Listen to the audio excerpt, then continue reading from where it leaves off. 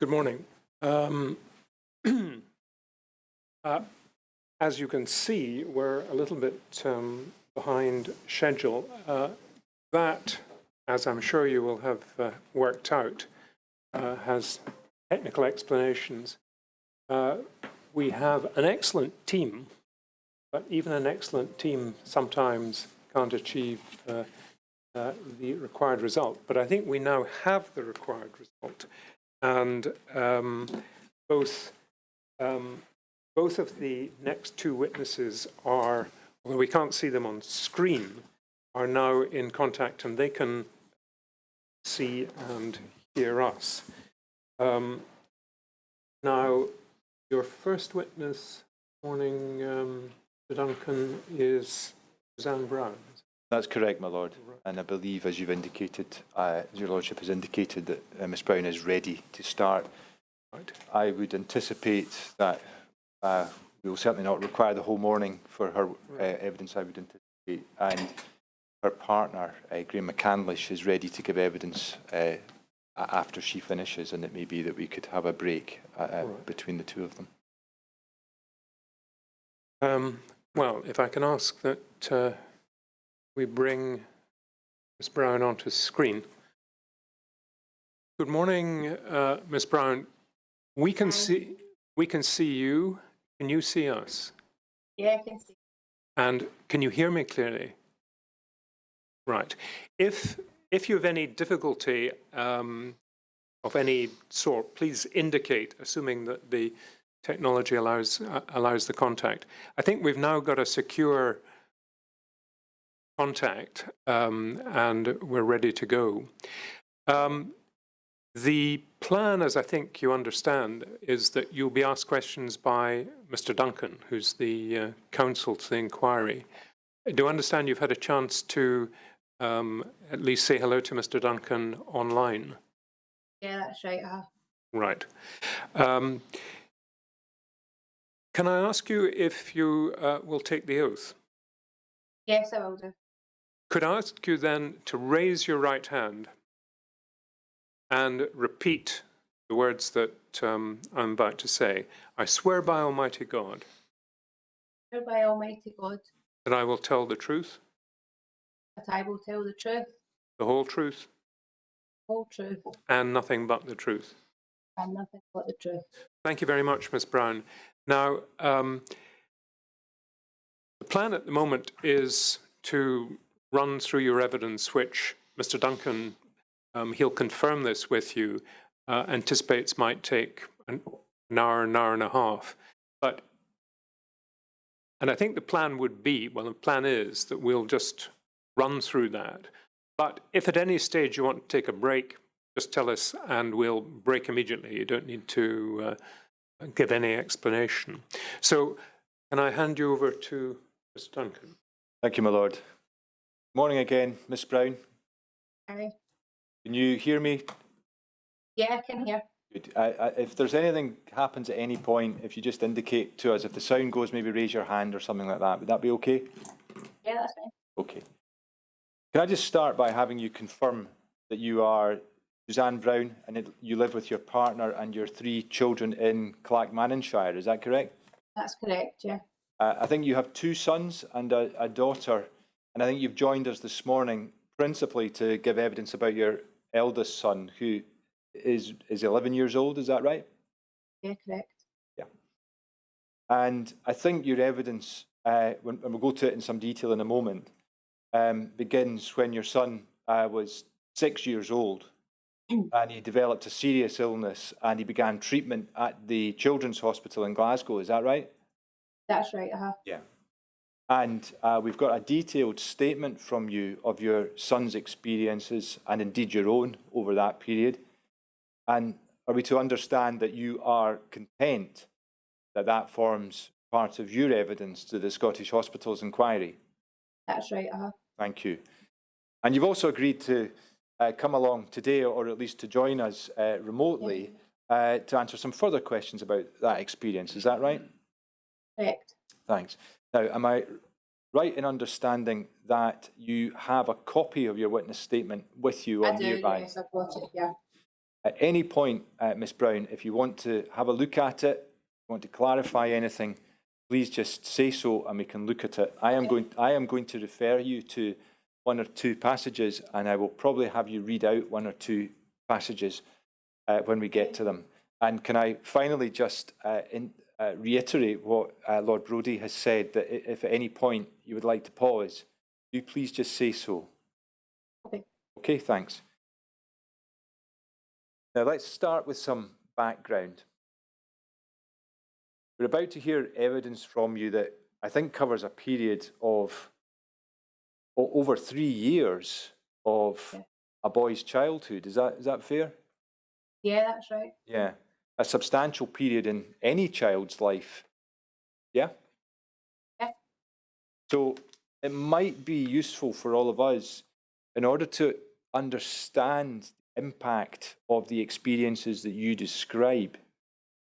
It might be helpful if you could tell us a wee bit about your son, what sort of boy he is, or at least what sort of boy he was when this all started. Yeah, well, he was always just a happy wee boy. He went to school, he had lots of friends. He's always been into like gaming. So he's got like a Nintendo Switch and a PlayStation. So he would always be like on his PlayStation with like the headset on and talking to like friends and playing Fortnite as he plays the now. But he likes going, like he loves going like to the beach and days out, and he's always just been he's quite shy. He's quite quiet, but he's so funny. He's got such a funny personality. He just makes everybody laugh, really. And did I pick up somewhere that he's a football fan? He is, yes. He supports Glasgow Rangers. Did I also see him in a Barcelona strip somewhere? He has, yes. He's had that as well.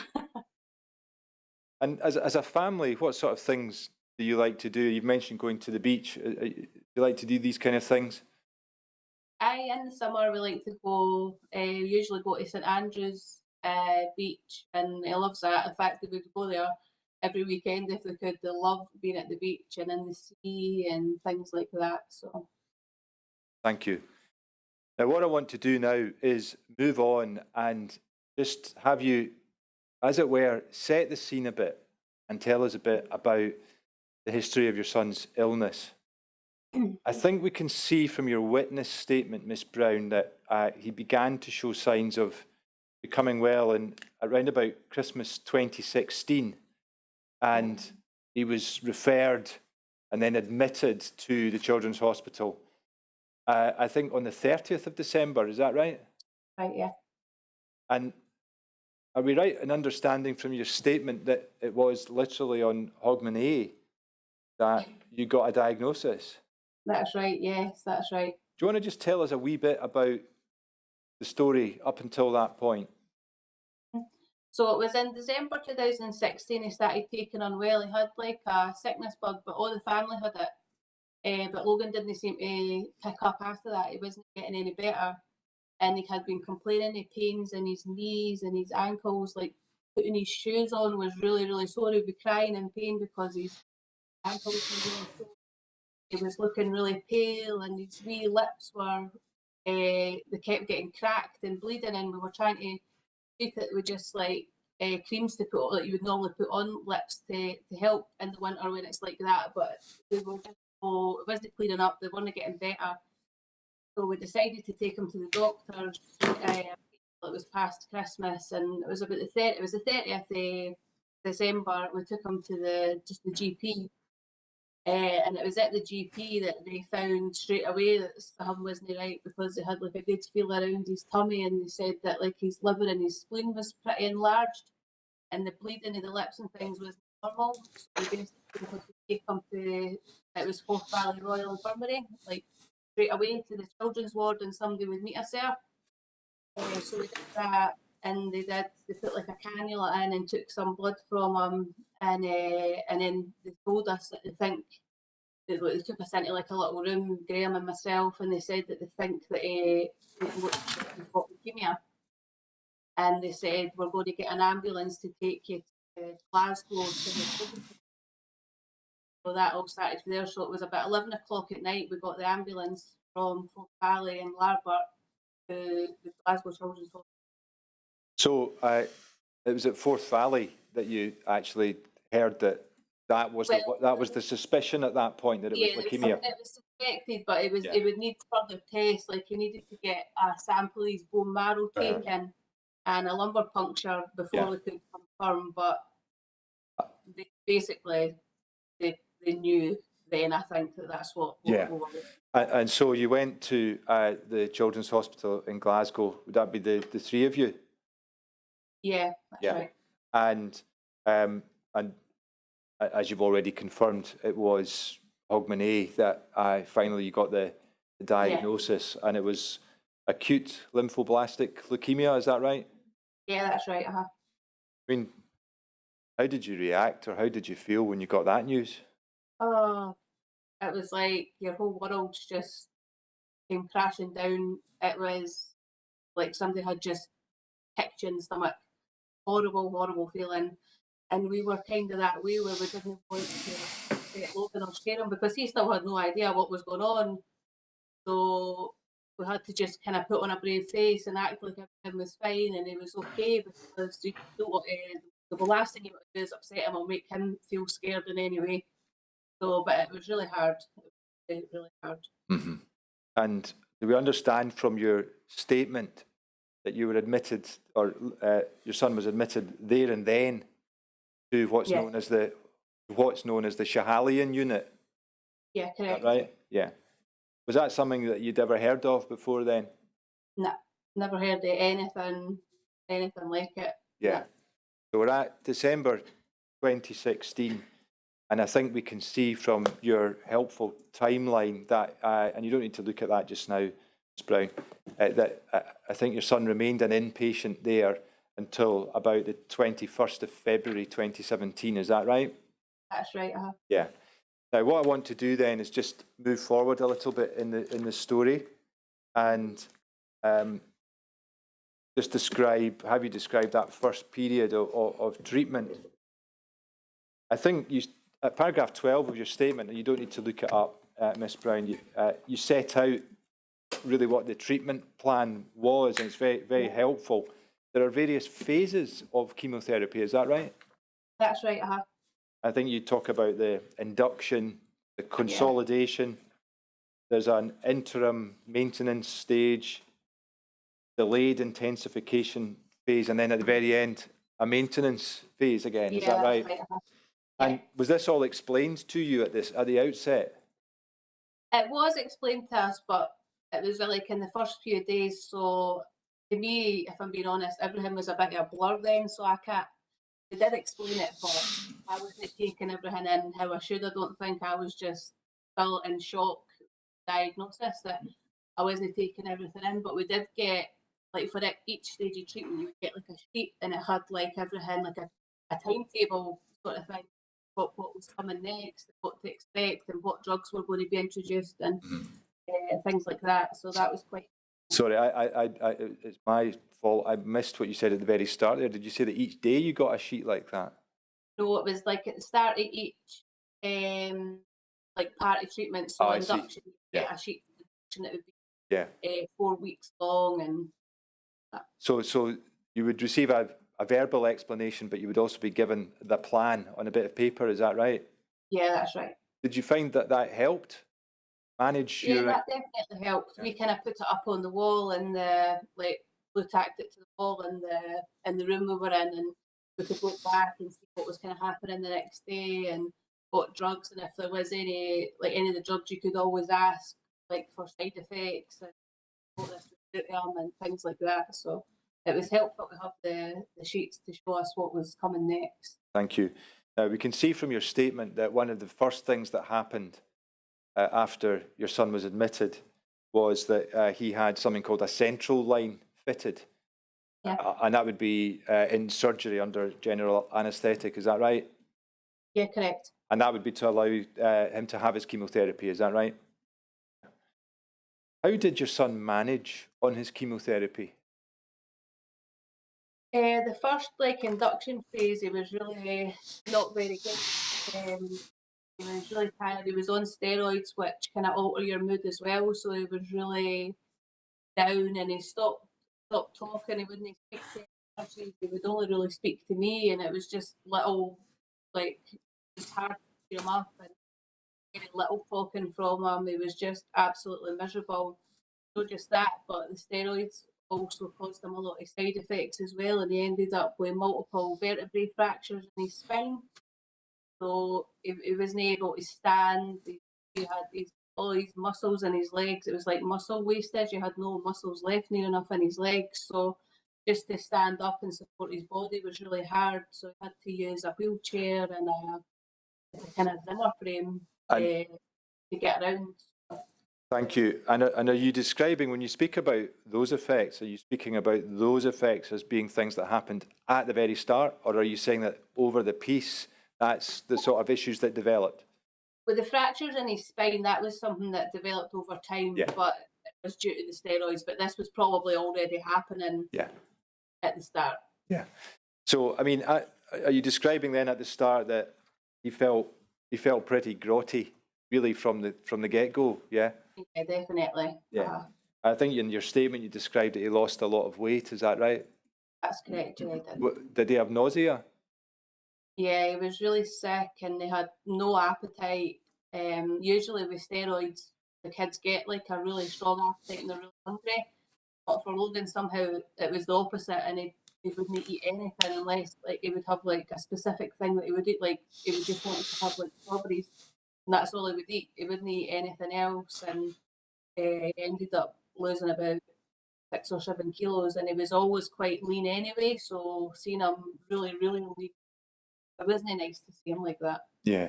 And again, just trying to keep us at the very start of all of this and that initial period in the Schiehallion unit. How was your son feeling? Not just physically feeling, but emotionally, how was he at that point? I think he was just upset. I think when he first went into the hospital, he got lots of toys and things to play with, but I think he thought it would have been fine, but when he started getting really ill, it was like a big change, and he just went really inside himself, and he wasn't speaking much, and he just felt really rubbish. Yeah. Do you know whether he understood what was really going on? Not really. I don't think so. I don't think he understood kind of the severity of what he had and why he had to get all these different things, because it's a lot of needles and things that he doesn't want to be doing that he has to get basically forced to do because you have to get it done kind of thing. And he had to get what was a feeding tube because he wasn't eating, and that was like the most traumatic thing, having to get this tube put down because he'd never had it before, and we all had to like clamp him down on the bed and open blood up and just to get this tube put down, and it was all really, really traumatic for everybody, I think. Mm-hmm. Okay, thank you very much. Now, what I want to do now is, again, just still focusing on this initial period, Miss Brown. You give us quite a bit of evidence in your statement about the Schiehallion unit at that time. And I think we can understand from your statement that the ward that your son was admitted to was Ward 2A. Would that be right? Yeah, that's right. And who stayed with him when he was on that ward? It was me. It was just me who stayed. Yeah. Now, we've had quite a bit of evidence already this week about what the Schiehallion unit is. We've looked at pictures of it even, and we've had a lot of detail on what rooms look like. So if you'll forgive me, I'm not going to go through all of that again in too much detail with you. What I would like you to do, though, is just describe some aspects of the facilities and the environment as you saw it. Mm-hmm. And I think what I'll just do, Miss Brown, if you'll forgive me, if we go to paragraph 20 of your statement, and to be clear, we don't need this displayed on the screen. Yeah, when you look at paragraph 20, you very helpfully describe the room that your son was in. And I'll just read it, in fact. Say, you refer to 15 rooms, and you say within the rooms there was a bed for the patient, small sink nearby the door of the room so that you could wash your hands. There was an ensuite bathroom with toilet and shower, and within the bedroom area there was a bin, small chest of drawers and cupboard, the TV attached to the wall. Most of the TVs did not work, though.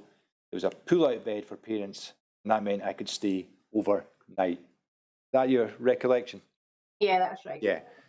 Was the fold-down bed a useful thing? Yeah, definitely. Because you could just put it away during the day and then it left space.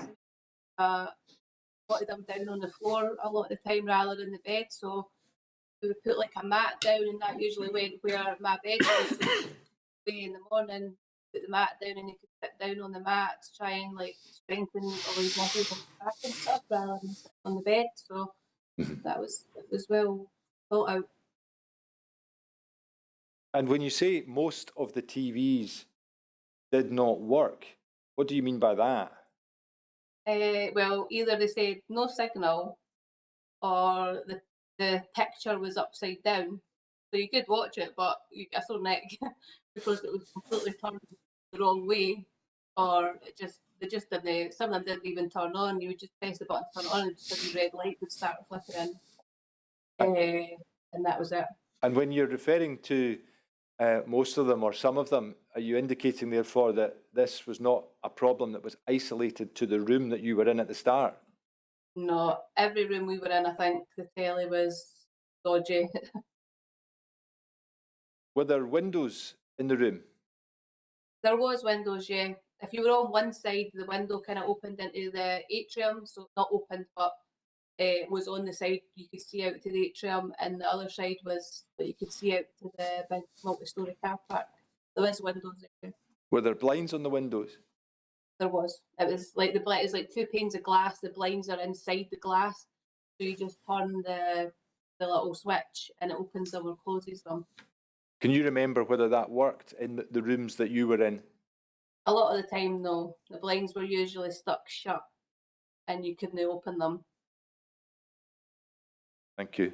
Another thing that you mentioned about Ward 2A is something that you describe as the parents' kitchen. Was that something that you used a lot? Yeah, well, we basically used it every night because there was like a fridge you could label your stuff and put it in.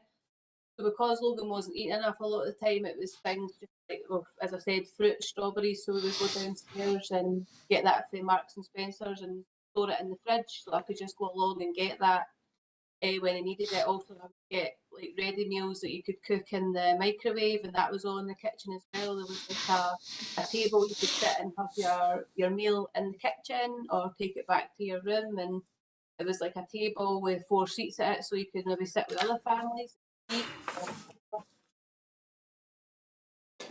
Are we to understand from the timeline, Ms. Brown, that really by the 1st of January 2017, you would now be staying in Ward 2A with your son, Yeah. Is that right? Yeah, correct. Yeah, and we can see from your timeline that a week before that you would probably have been planning Christmas and things like that, yeah? That's it, exactly, yeah. And in that period you discovered that your son had leukemia, and you're now admitted to a hospital where he's having what would be very grueling treatment, is that right? Yeah. How were you feeling at this point? Just shell-shocked, I think. I was crying all the time, but every time I was out the room I was crying because I kept just thinking, I kept looking at him on the bed and looked like he was okay, like he was playing with this kind of before his treatment started. He was playing with things and talking and just going about like he normally would, and I'm thinking, what's ahead of us here? So it was really scary and really felt quite isolated and lonely as well, because I didn't know anybody else who had a child with cancer, and I had no idea what was going on. Everything was all new, so it was really hard. It must have been a lot to take in on those first days. Absolutely. And are you indicating to us in your statement, Miss Brown, that parents' kitchen was actually quite important to that process? Why was that? Yeah, it was like a lifeline. A It really lifeline? was. I'm sorry to interrupt. A lifeline. Why was it like a lifeline? Because you could go there and, like, well, a lot of the parents were in there at the same time. Some just, like, I remember we went in, it was Hogmanay, and we had went down, and, like, some of the parents were in celebrating, like, all the bells, and went in and we were just talking to them, and I was telling them that we had just came in and everything new, and they just give you a hug and they speak to you, and they'll say, like, oh, my child's going through exactly the same. We are however many months in, or we're a year down. It could be a temperature spike, and they can talk to you, and you feel like you're kind of part of something then, because these people know exactly what's going on. They've went through this exact same few days as I'm going through right now, and it just helps immensely having that kind of support there, the other parents, to help somebody to talk to who understand exactly what's going on and can reassure you, and things like that. So Thank you, Ms Brown. I'm going to read to you what you've said in paragraph 18 of your statement. yeah. You say, I remember that when my son was first admitted, it felt like a worst case scenario. I was planning a funeral in my head. Is that how it felt at that point? Exactly how it felt. Yeah, I remember getting transferred to Glasgow and being in the ambulance. That's the first time I or my son had ever even been in an ambulance before, and it was just so overwhelming. And that's all I could think about is my child going to die? Like that's your mind does go to that, because I see this all the time, and it's myself, I had followed people like on social media who had children with cancer, and that is what had happened. So when you're then facing this as well, that's what you then think about is this it? Is my child now going to die this, or and you don't know. So, And feeling like that on Hogmanay or the 1st of January, whatever it was, you go to the parents' kitchen and there are other parents there who are celebrating the new year. yeah, But you're describing to us that what you got there was a hug. yeah, exactly that. And they just sat with me and just spoke, and we talked about it, and like, but it's like a wee bit of weight's lifted off, because you're not alone anymore. You're no lonely. You're no on your own here. There is a full board people exactly the same as you. And if we still look at what you say, paragraph 18, we see you do indeed say the parent kitchen was like a lifeline. And you're now describing something that must have happened after that first event, because you then say, I remember once when my son had been admitted with a temperature, and I met a lady when her wee boy had just been admitted, and she was crying. It was her first time, and I just helped her and consoled her a wee bit. Mm-hmm. Yeah, I'll never forget that. And I'll never forget that. is I can that just remember it, and it's like I repaid the favour, because it's like I remembered my first night and the people that were around me in the kitchen, and I just sat with her and tried to, reassure her and things like that. And I'll never forget, I don't think. And so would it be fair to say that the parents' kitchen was one of the positive things for you on Ward 2A? Yeah, absolutely. Yep. And I think in your statement, if we move then through other aspects of Ward 2A in those early weeks, we can understand that you have other positive things to say. Look at what you say at paragraph 22, for example. You have good things to say about the staff, is that right? Yeah, that's right. The staff were always brilliant. They would always go above and beyond to help and kind of reassure the kids. And when they would come in, they would like have a laugh with them and things like that. And they would always kind of encourage them to like go out go to the playroom and things like that. But the staff were really, really good. I could never fault the Schahalian staff ever. Thank you. Now, I want to move into something a wee bit more technical, perhaps. One of the things you tell us about that you were aware of or made aware of on Schahalian was what you describe as protocols. Yeah. Now, what were those? Well, the protocols were like, say, when administering chemotherapy, they would come in, they would have like a full face visor on, covers right up to their shoulders, aprons on, gloves, long gloves, and things like that, just to administer the chemo. But also, like, if a lot of the time we came in with like temperature spikes, so there was a lot of protocols there where they would, like, first they would come in, they would give paracetamol, they would take blood cultures, start antibiotics, and they had all the orders that they would do things in. So that was the kind of thing, and it's the same how they would manage temperatures as well. There was a temperature spike, how they would manage that on the ward by giving paracetamol and temperature spikes, but also then checking it hourly to make sure it's coming down with the paracetamol and things like that. Yeah. So you were given instructions and advice in relation to, for example, what to do if your son had a temperature, is that right? Yeah, that's right. If he had Yeah. spiked at home, yeah, but we're told exactly where to go and things like that. Yeah. What was the worry about a temperature? The main worry about a temperature is there an infection somewhere? Also, things with chicken pox can be extremely serious for children going through chemotherapy, so that was always a worry. But through Logan's whole treatment, he always had a line. He had a central line. He also had a portacath. So the main worry with that is there an infection there? And it's also like sepsis. Sepsis is like something that you never want to happen.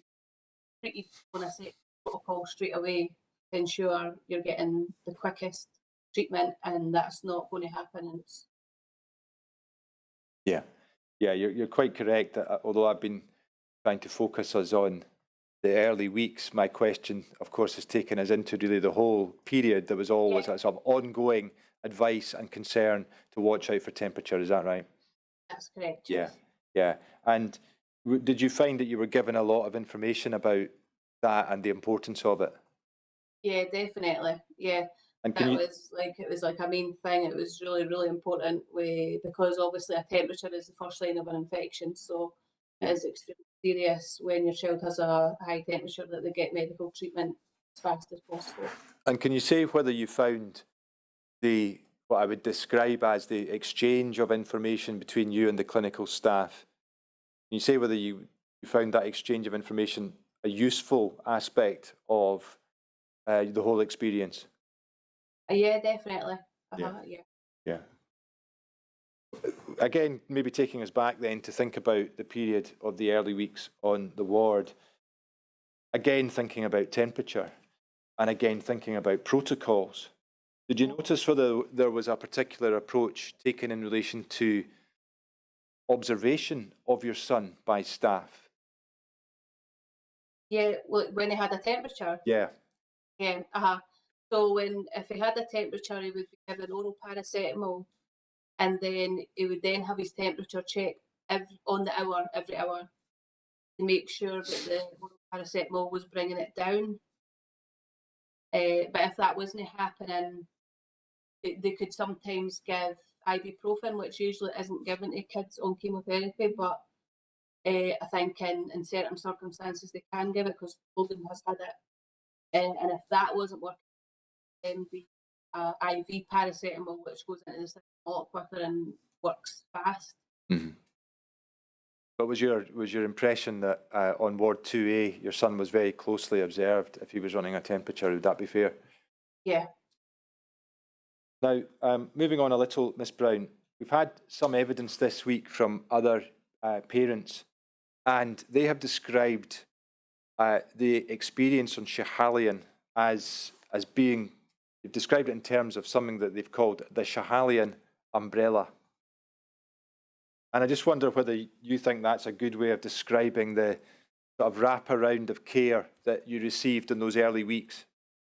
Yeah, definitely. It definitely is. I think when you're on Ward 2A, they could just phone someone if they need, if they log in, his blood pressure was high, they're on the phone to someone who deals with blood pressure type things, and there's always someone at any part of the hospital on the end of the phone ready to come at any time when you're in 2A. So it really helps.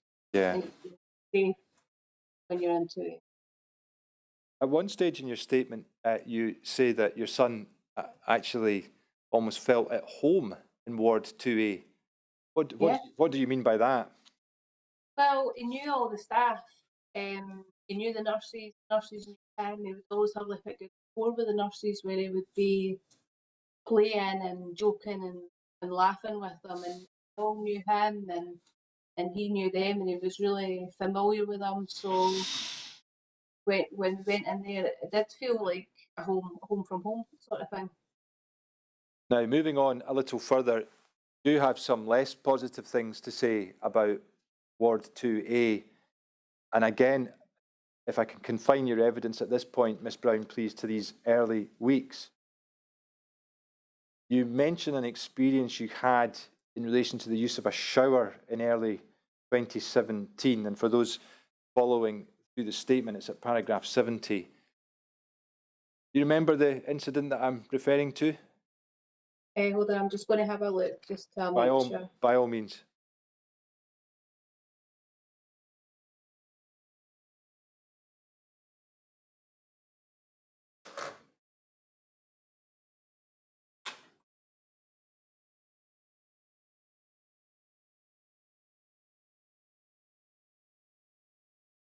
Yeah, I remember that now. Yeah, I mean, you've set out what happened there. Is that right? Yeah, that's right. Is there really anything else to add beyond what you've said there? Not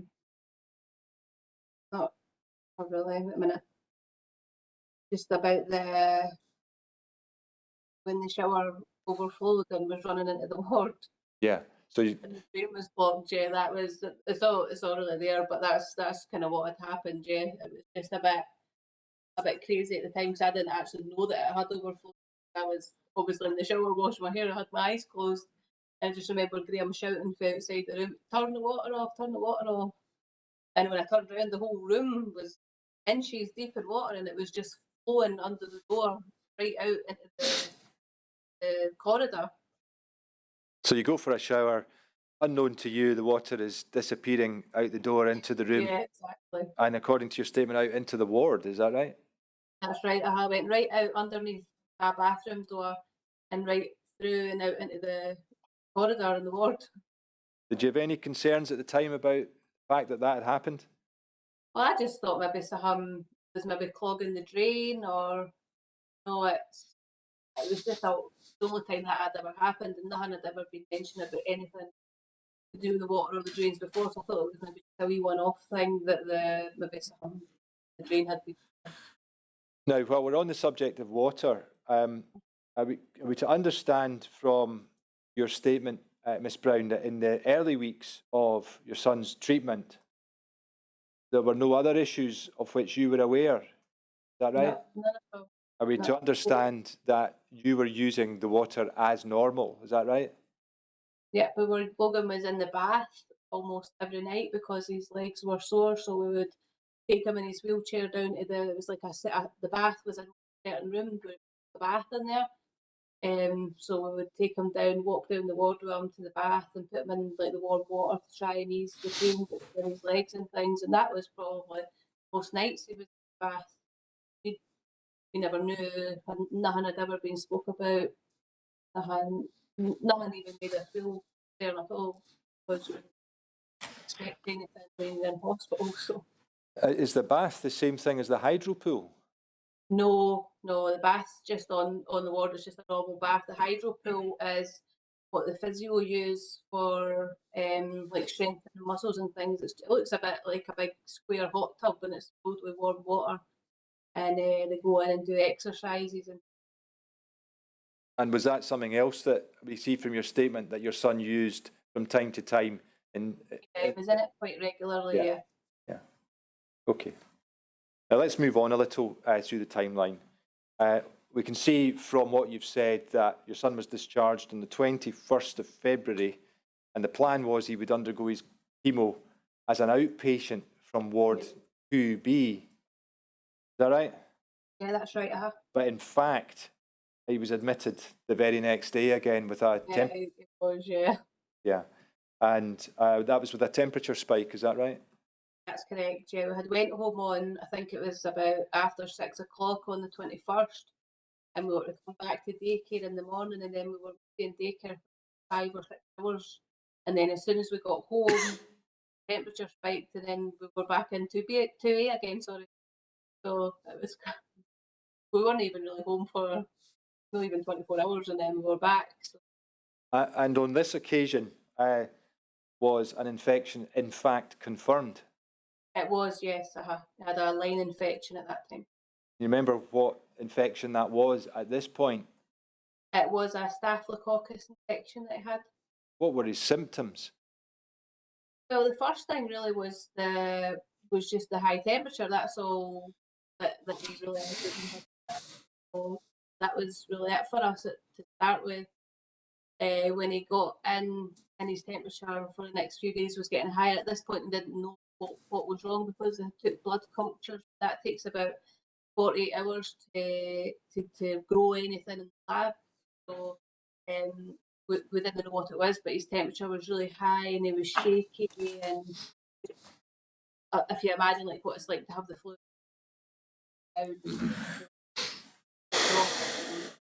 very well.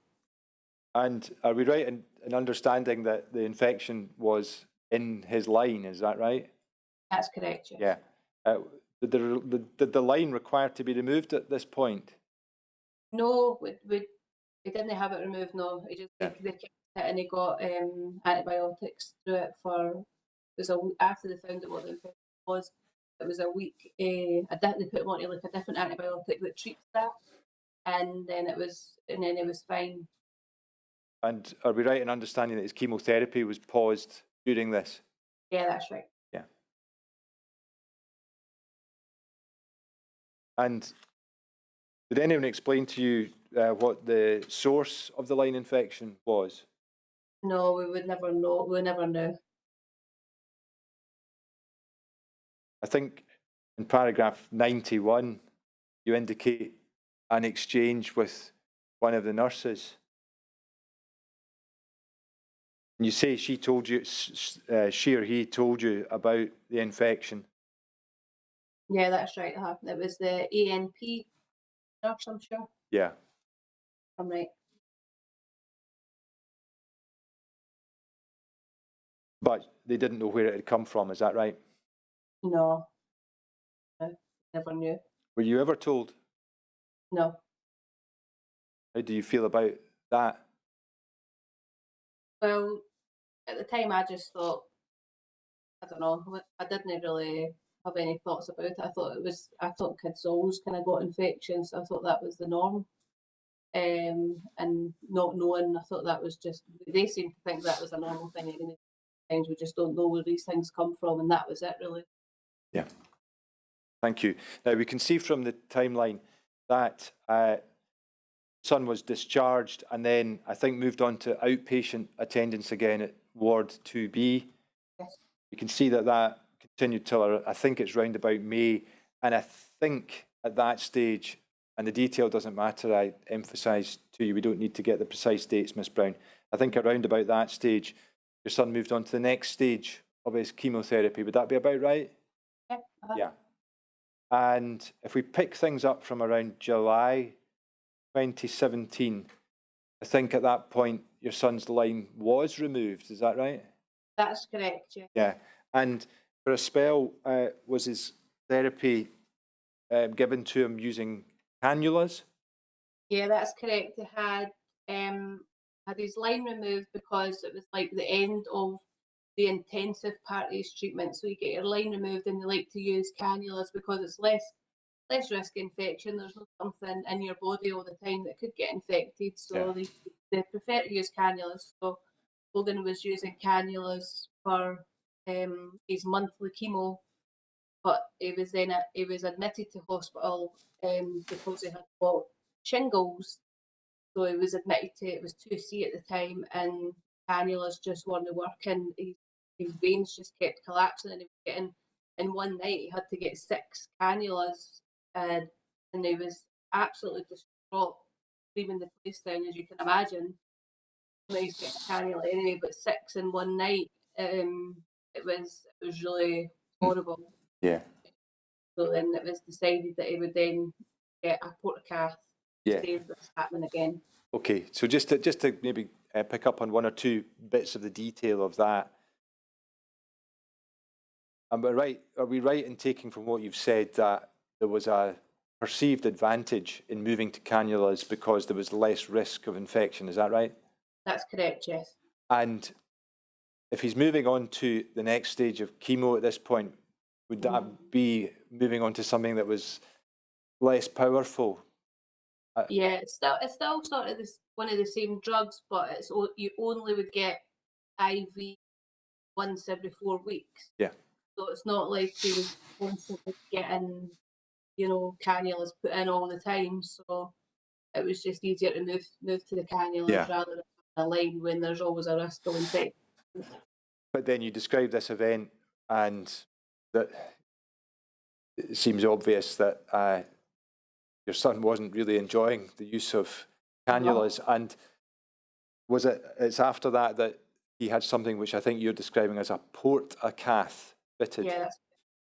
I think we've had evidence from other witnesses this week who referred to a port, and they said they effectively described a tag on the skin or a patch on the skin with something underneath it that would then connect to the bloodstream. Is that what you're describing?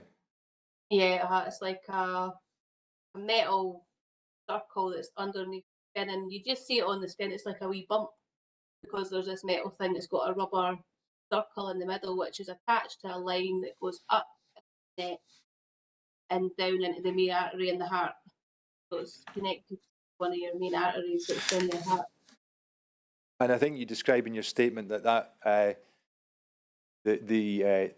portacath was flushed every month or every week.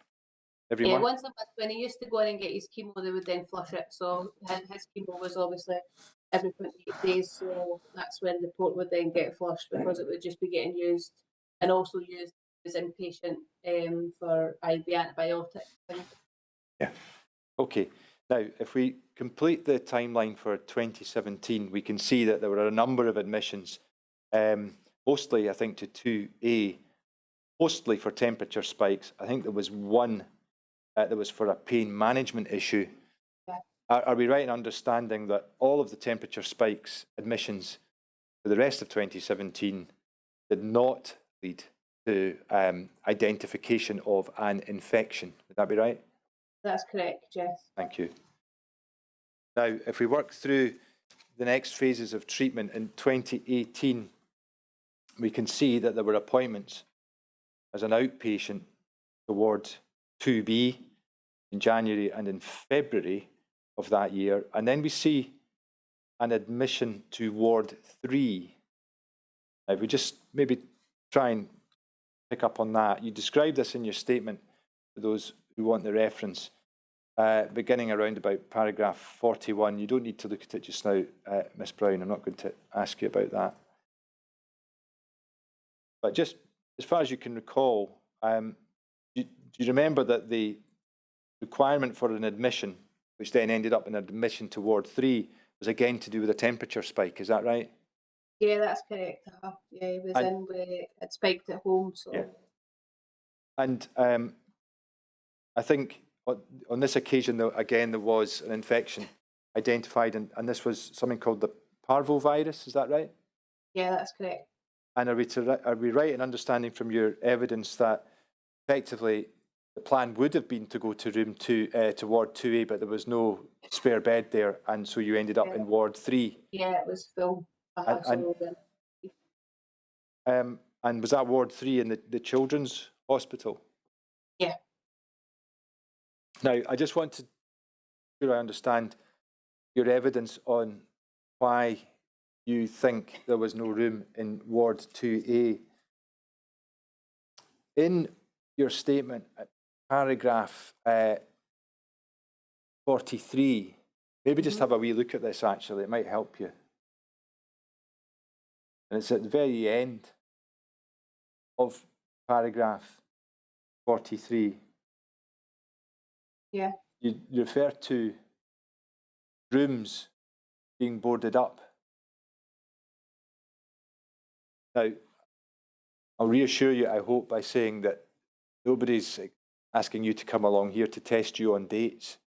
Yeah. But can you confirm whether it's your recollection that round about this time you saw that there were rooms now not being used at all? Is that what you're describing? Yeah, that's correct. What do you mean by boarded up? So what we saw was on the top, obviously all the rooms, you walk over the corridor and it was open into the rooms. They were putting like what I would describe as like a wooden box over the room with a door, and over the actual door to get into the room was like a big orange plastic seal that kind of zipped, like you had to zip up to go in. That's a lot of the rooms were starting to get that done to them. And you recall seeing that when you were yourself on Ward 2A, is that what you're telling us? Yeah. And doing the best that you can, when roughly do you think you saw that? Early part of the year or later part of the year, or are you not sure? Well, when we were in, it was March, and it was definitely happening in March 2018, but I can't remember if it was before then or no. This is when I noticed it at first anyway, was when we were in at that time. Okay. Now, what I want to ask you about now then is, thinking again about March 2018, is about your experience on Ward 3. Can you say whether on Ward 3 the Schiehallion staff and the Schiehallion protocols were available as far as you were aware? Sorry, can you say that again? When you were on Ward 3, the staff, was that the Schiehallion staff or was it different staff? No, it was different staff. The ward we were in was for orthopaedic and like renal dialysis. So it was totally different. And the protocols that you've given evidence about that were part of life in Schiehallion, were those protocols used in Ward 3? No. What, if any, issues did you experience in relation, for example, to the provision of medication on Ward 3? So when we were admitted into Ward 3, I used to keep Paul Logan's medicine in a bag. So it was like it was almost like a packed lunchbox. I used to keep all his medicines, and all Logan's were oral medicines because they had these tube when we put the medicine down there, because it wasn't very good at swallowing medicines, like the taste and stuff. So I used to keep them there, and we just used to hand it over to the staff, and then they would come round and administer the medication. And on a few occasions, before they were given the medication, in the syringes, it was more than what he should have been getting. And in other ones, there was a lot less. Like there was huge air bubbles in the syringes. So when I'm doing his medicine, I would always pull the medicine out, make sure there was no air bubbles in, and then push it up to the top so the syringe got the adequate amount of medicine that he needs. But when they were given it, there was huge air bubbles left in the syringes. When I was taking it out, it could be 2 or 3 mils less than he was supposed to be getting. And there was another medicine where he was only supposed to get only 3 drops, a type of vitamin, and it's only supposed to be 3 drops of this he gets. And on the bottle it said like 0.006, but they were given 6 mils. So that's like huge amounts more than he should have been getting. That's like a full syringe of this medicine that he's only getting 3 tiny drops of. So he was getting underdosed with one medicine and overdosed on another one. And it got to the point I just said, look, I do all his medicines myself at home. We just do the medicines like I would at home at the times that he's supposed to get it, because that's what they were anyway. Because I was just worrying what they were giving them, and if I wasn't, like, I would sometimes go down to the shop to get them things to eat, and I was worrying that when I was away, if they were going to be giving them medicine, that was it going to be the right stuff and right amount. So I was always worried about that. Thank you. If your son was running a temperature, for example, when you were on Ward 3, was the approach taken to observation of him the same as the approach that was taken on the Schahalian unit? No.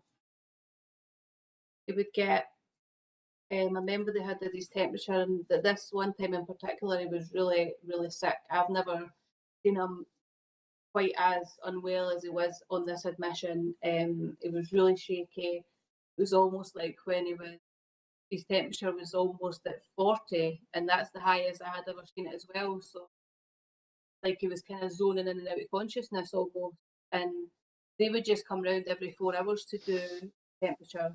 So when it's like an hour and a half in and his temperatures are way back up again, I would have to like buzz, get somebody in, and a lot of the time it was like the auxiliary nurse would come in and just, oh, we'll go get somebody, and then nobody was coming, like nobody would come in and see him. So I was taking his temperature myself. I mean, I always took him my own thermometer because it was in his medicine bag anyway. So it was a point that I was taking his temperature myself, and I was just seeing it going up and up and up, and I seen his condition deteriorate, and then nobody seemed to be coming to help. And they knew that they weren't allowed to give ibuprofen, so they just had to just give him the paracetamol every 4 hours, and it was absolutely terrifying. Really, it really was.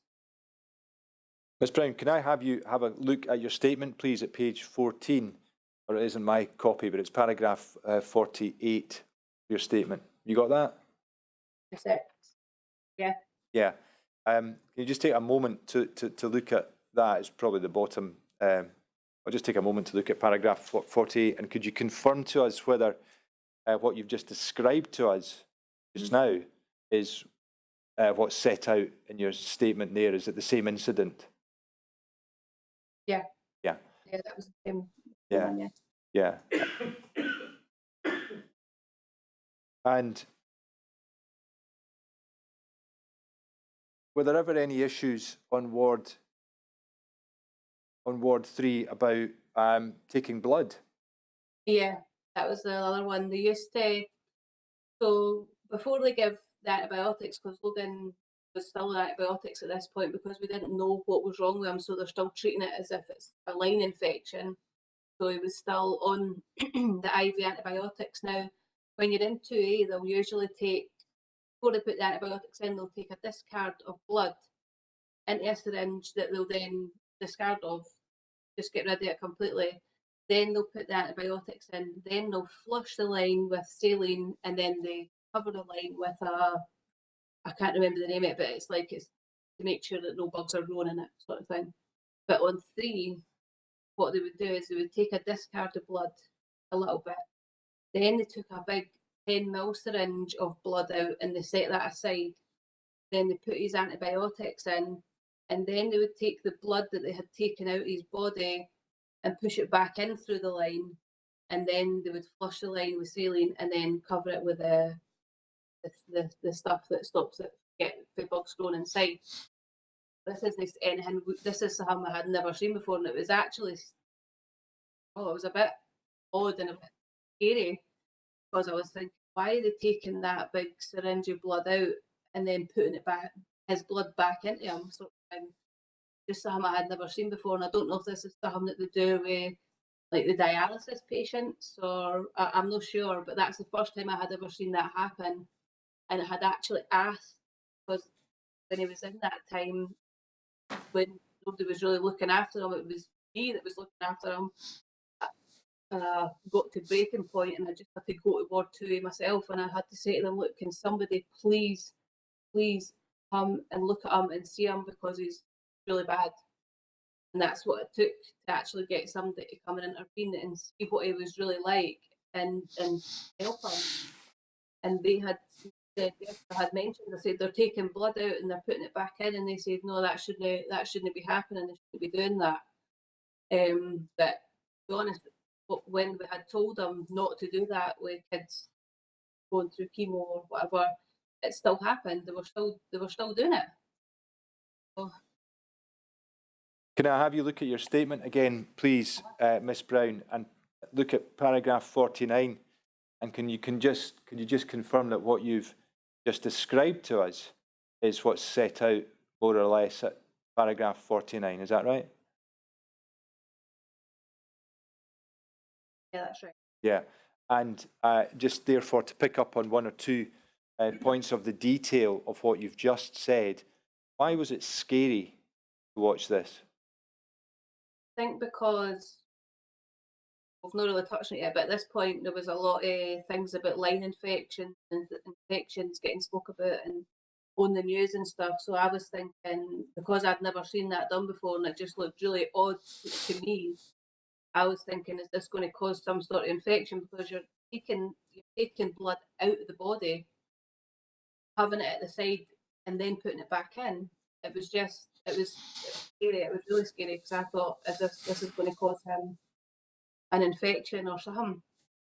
Are you indicating to us, Miss Brown, that by this stage you had become aware of some issues about the hospital?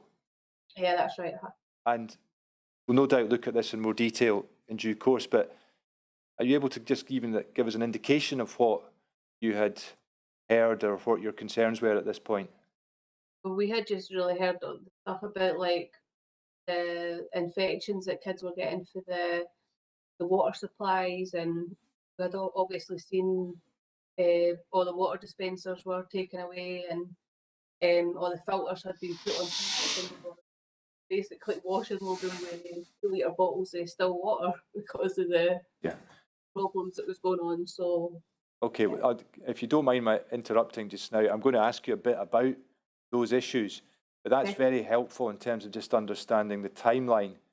Are you indicating to us that by the time of the incident that you're describing in paragraph 49, you had already started to see with your own eyes issues to do with water? Is that right?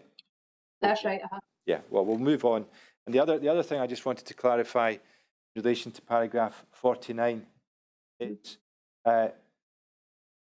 we can see there that you did go to Ward 2A and you asked the Ward 2A nursing staff, is this okay?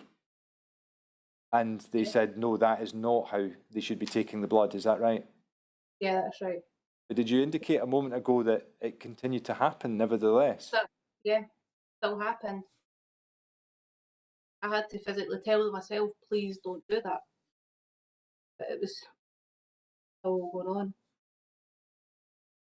Okay. Now, if we move on then a little in the story, we can see from the timeline that your son eventually goes back to Ward 2A, and I think you describe him as being isolated. This is paragraph 46 for those following the statement. You describe him as being isolated, I think, for about 3 weeks. Yeah. Now, I want you to help us a bit with something here, because we've heard discussion of isolation, and we've heard discussion of something called being in source. Yeah. And you talk about that as well. Are these different concepts? Yeah, so in Ward 2A, there's rooms at the start of the ward that are the strict isolation rooms, which are usually used for kids who are undergoing like a stem cell transplant. But the other rooms, you get put in source, which source is when they put a laminate sheet on your door. They just blue tack it on in front of your door, and I can't remember exactly what it says, but it's something like, please ask a member of nursing staff before entering. And that's usually if the kids have got a virus, something that could spread to someone else, or like a sickness and diarrhea bug, because that spreads rapidly as well, or even like cold symptoms, so runny nose, coughing and things like that, you would automatically get put in source if anything like that was going on. Yeah, and I think at paragraph 46, are you there for when you say that he was moved into Ward 2A and he was then in isolation for 3 weeks? Is he in one of those rooms that are isolation rooms, or is he in the standard room but is effectively in source? Is that what you're? It was just in source. Yeah. It was just in source. Yeah, and is that because of the parvovirus infection? Yeah, that's right. The parvovirus is actually like that you maybe people have heard of, is called slap cheek. It usually goes rife around nurseries and primary schools, so it's something that can spread quite easily. So. Do we take from your statement that when your son was in other wards, you felt that being in source was actually quite a regular feature of being in those wards? Is that right? Yeah, a lot of time. Usually when his neutrophil count was low, it would be put into source in other wards. So would that be in a situation where it wasn't that he himself had some infection, it was that his ability to resist an infection was particularly low, is that right? Yeah, that's correct. And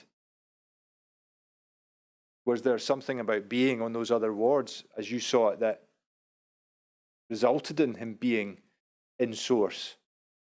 Well, I think just I wasn't sure what was going on like with other patients, but maybe I know that could have put in source if there was any bugs around, or if it was more for his safety than anything else.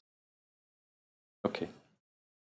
Now, I want to now move on to pick up on some of the things that you've said about issues with the water in the Schiehallion unit. And I think from your statement and from what you've said today, it sounds as if it is in 2018 you start to become aware of issues to do with water safety. Would that be right? Yeah, that's right. Yeah. Can you just give us an indication of what it was that you saw on the ward itself that made you start to wonder about the safety of the water? Well, it was more so when we were in daycare. I can always remember when we first went in, we would usually be down on the ground floor just at the area, and I remember going to get a drink of water at the water dispenser that was there, and it's just had a out of order sign on it. So when we then go up to daycare to get his chemo, and water dispenser there also had an out of order sign on it. So we're a bit like, wondering what was wrong. And I remember we had asked, and they says, "Oh, it was broken. It wasn't working." So that was fine. And then we started seeing things like the filters getting put onto the taps. And we were actually in one of the rooms. He was just waiting to get his chemo time, and the maintenance man had came in to put a filter on one of the taps. And I think Graeme, we had asked, said, "Well, what's that for?" And they were like, "Oh, it's just a measure to clean the water," or something like that. So we just thought, oh, we never really even really questioned it at the time. But I think now if we had put it all together, we would have been like understood now. But at the time, it was just seemed essential that the water filter, the water dispenser was broken, and then they were starting putting these other things on the taps. That's what we noticed at first. And do we see you also describing how there came a point where you were provided with bottled water to use? That's right, yeah. When Logan was inpatient, we were provided with like big 2-litre bottles, well, drinking water really, and we were told that's what we should be washing them with, and they should not be going into the shower or using the tap water like to brush his teeth and that. And who was telling you these things? Just the nursing staff that were saying just to use this until they got something sorted. There was something, I can't even remember exactly what they were saying, but it was that there was something was wrong with the water. So it was just err on the side of caution, just use the bottled water. Yeah. For for things that we needed to use it for. Apart from what the nurses told you, was there any other information provided to you by the hospital? Not that I remember, no. Did you get anything in writing at any point? I remember we could, at the reception desk in 2B, there was sheets of paper, you could pick one up. But I think this was a bit further on, also when we were seeing things on the news, and that's when we started with pieces of paper you could pick up and look at to see, you know, but apart from that, I can't remember getting anything else, really. Well, that's very, very helpful, Miss Brown. If you have a look, please, at paragraph 82 of your statement.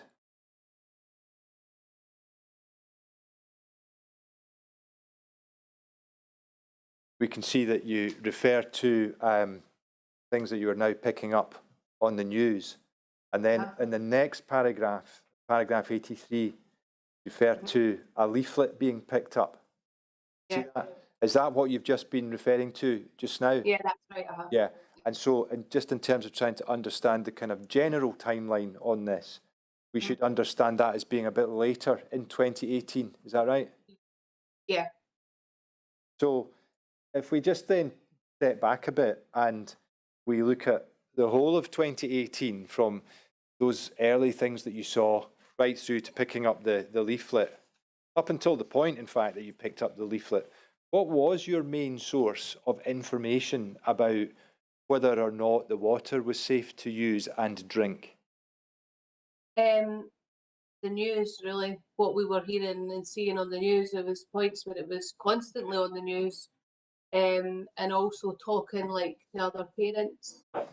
There's a Facebook group and other parents were talking about it, and but it was all just really suspicions and nothing really set in stone of answers properly.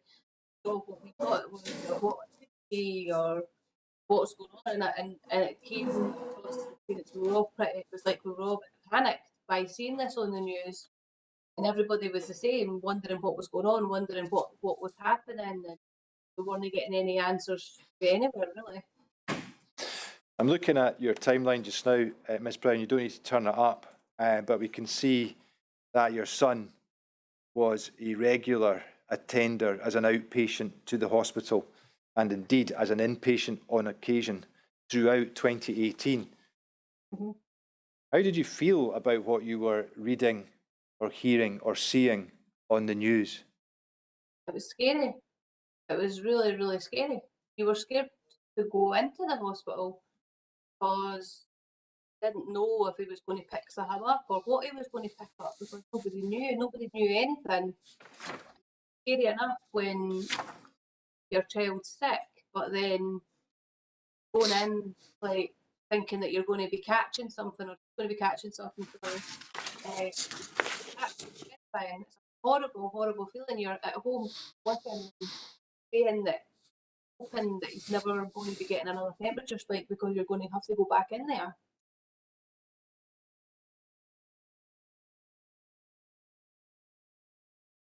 Now, moving on a little, we've had evidence already this week, and you also tell us about this in your statement, that in the later part of 2018, wards 2A and 2B, in fact, closed, and the Schiehallion unit was moved to ward 6A of the adult hospital. Is that right?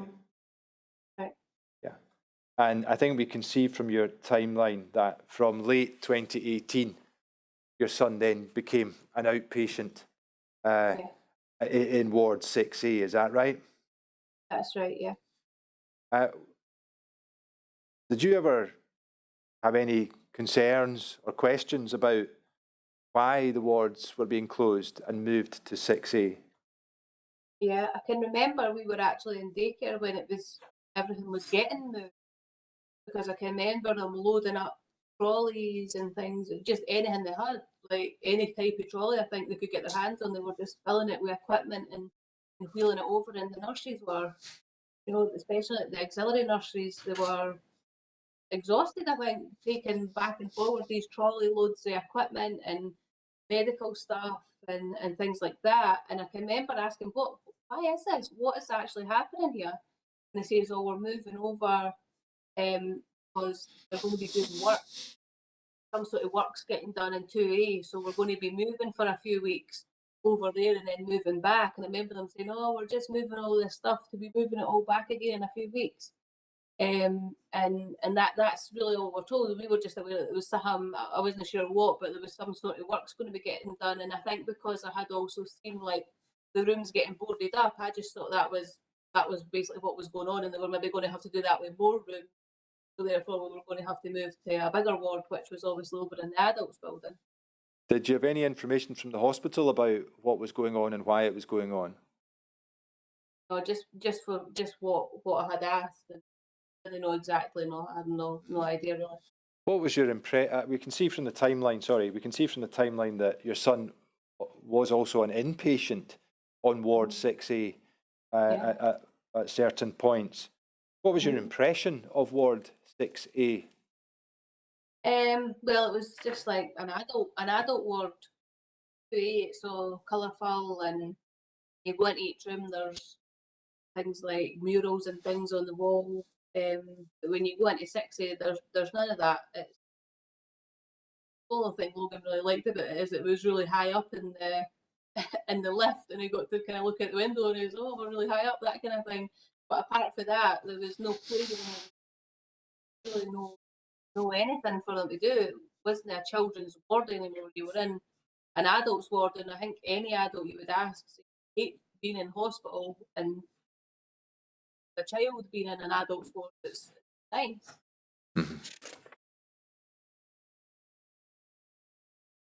Do you recall being given any explanation for why you were in Ward 6A and how long you would be there or anything of that nature? No, just that the works were going on in 2A, and we were just thinking it was just going to be a few weeks. So I thought we maybe Logan was only inpatient for like temperature spikes. So I thought, oh, we'll probably not even be there. But then I think they're still there now. So that's been 3 years. Do you think being on Ward 6A impacted upon your son in any way? Yeah, definitely. Especially like when there's nothing to do. The CVs still are dodgy. They're a lot smaller, and a lot of the time didn't work. But we also had the Wi-Fi, but for some reason for us it was like a hit or a miss whether it worked or not, whether we could get on it.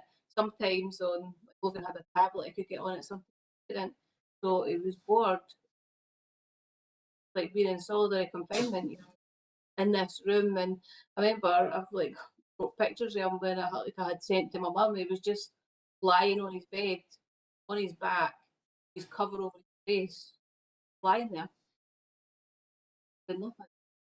And, you know, looking back at the pictures, I'm like, it's just so sad to see him like that. He was only what 8, 9 year old, and seeing him like that, it's horrible. When he's usually happy, cheeky playing, and it's a long time to be stuck in for 24 hours just talking to your mum, you know. And sometimes it's 2, 3, maybe 4 days up to a week that you're in there, and there's really nothing to do. I mean, you can only sit and play board games for so long before you don't know what to play them anymore, you know. So it's really. Are you indicating to us that he was in his room quite a lot when he was on Ward 6A? Yeah, majority of the time he was rarely ever out the room, actually. Why was that? So there was nowhere for him to go. There was nothing really to do. Like, he could go out and speak to the nurses that were standing about, but they're all busy, so there's literally nothing for him to do at all. There was no playroom, there was nothing. There's nowhere for him to go and nothing for him to do, so he just had to stay in the room with me, and that was it really. Now, I want to move on, Miss Brown, and I'm going to ask you really about just one other matter, and then we're going to move on finally to ask you to give us some reflections on everything you've described. And the one other matter I want to ask you about is what I'll put under the heading of preventative medication. Yeah. see from your statement that your son received a number of antibiotics and other drugs to ward off infection. Paragraph 95 in particular, you refer to, I think, 3 drugs.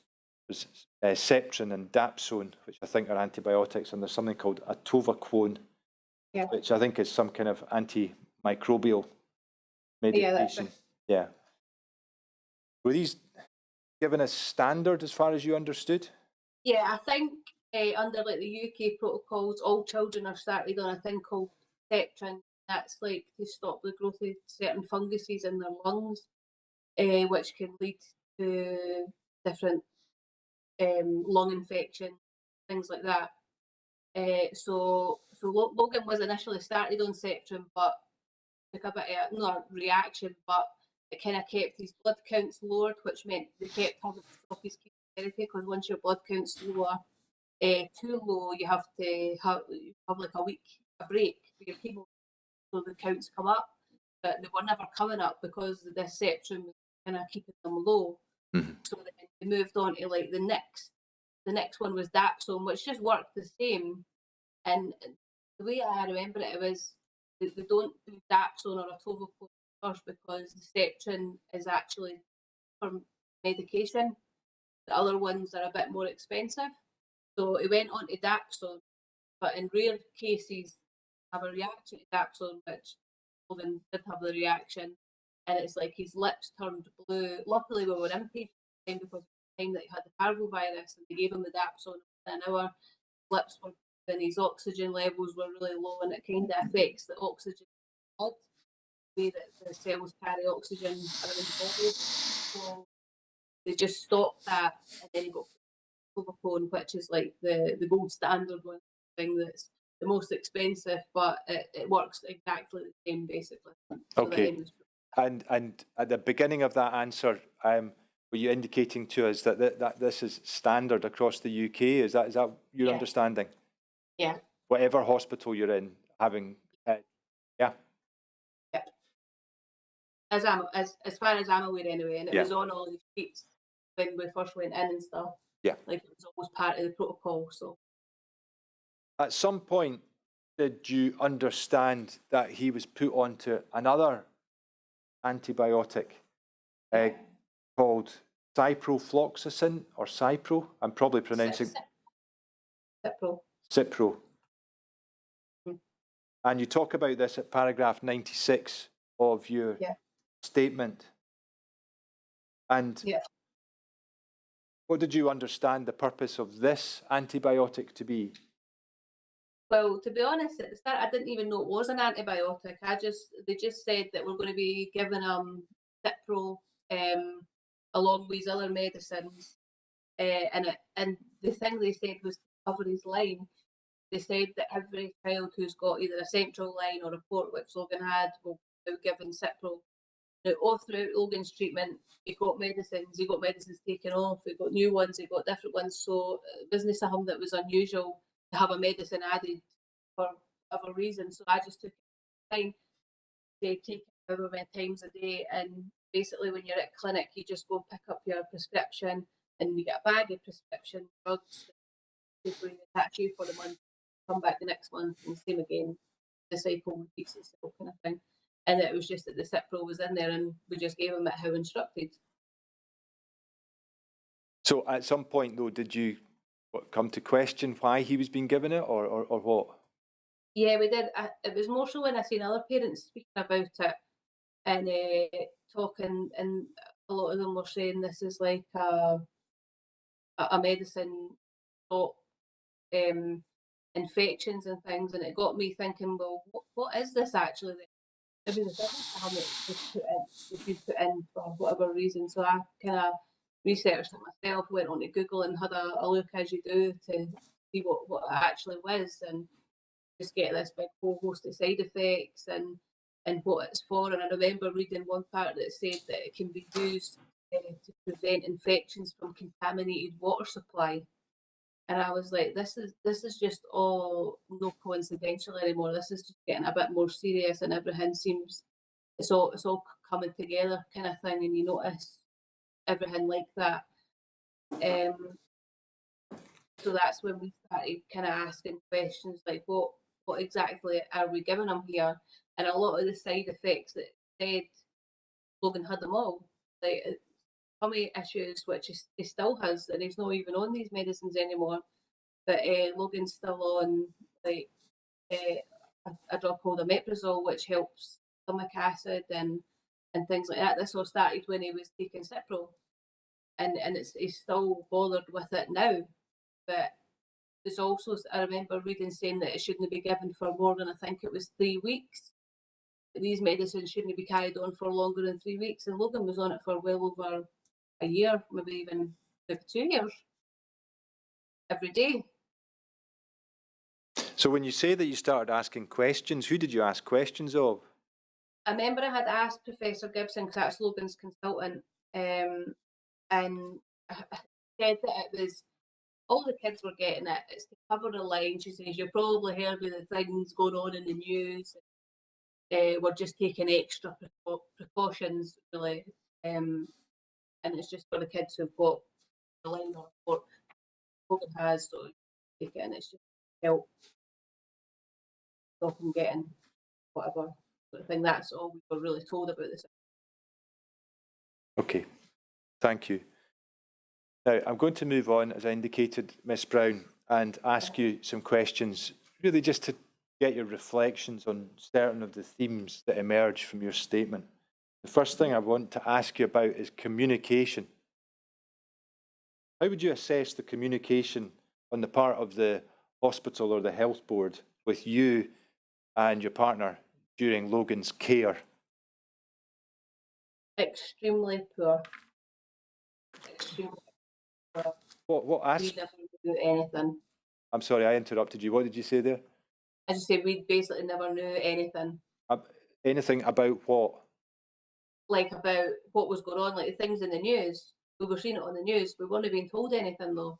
So the things about the water and the things about like the pigeon drop-ins, we were seeing that on the news. We're at home in our house watching this news, but we've never been told anything about it in the hospital. The hospital's still going about acting like nothing's happening. Like the nurses will come in and talk to you like normal, or whatever. It's like it's not to be spoken about.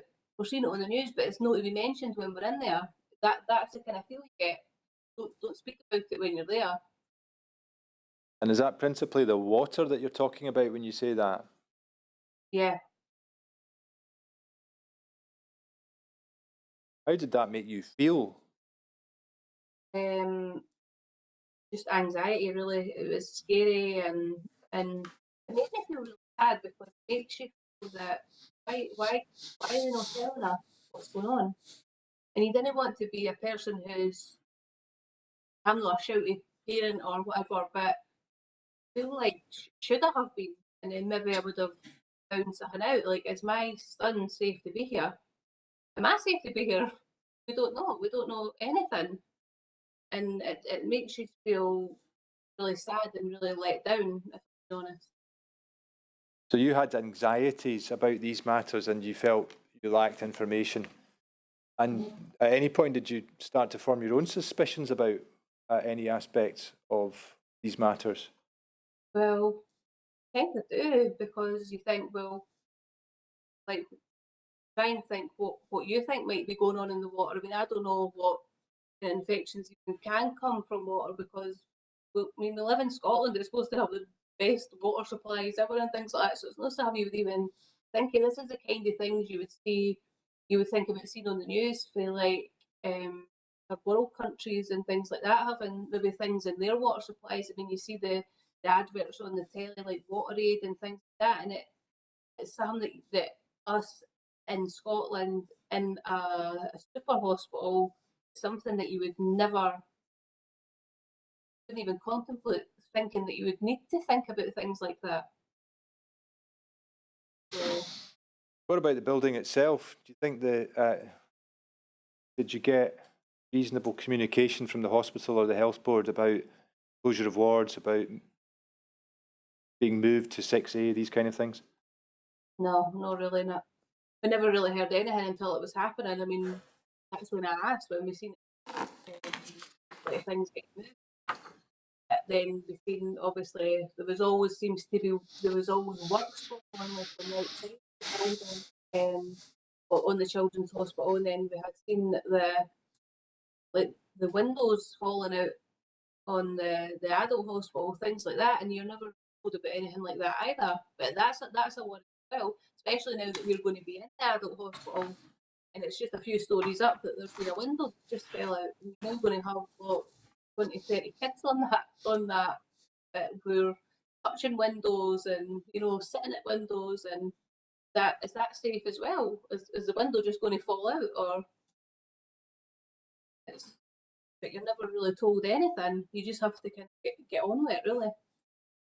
Now, still on the subject of communication, in your statement you described to us 2 meetings that you attended in the later part, I think, of 2018.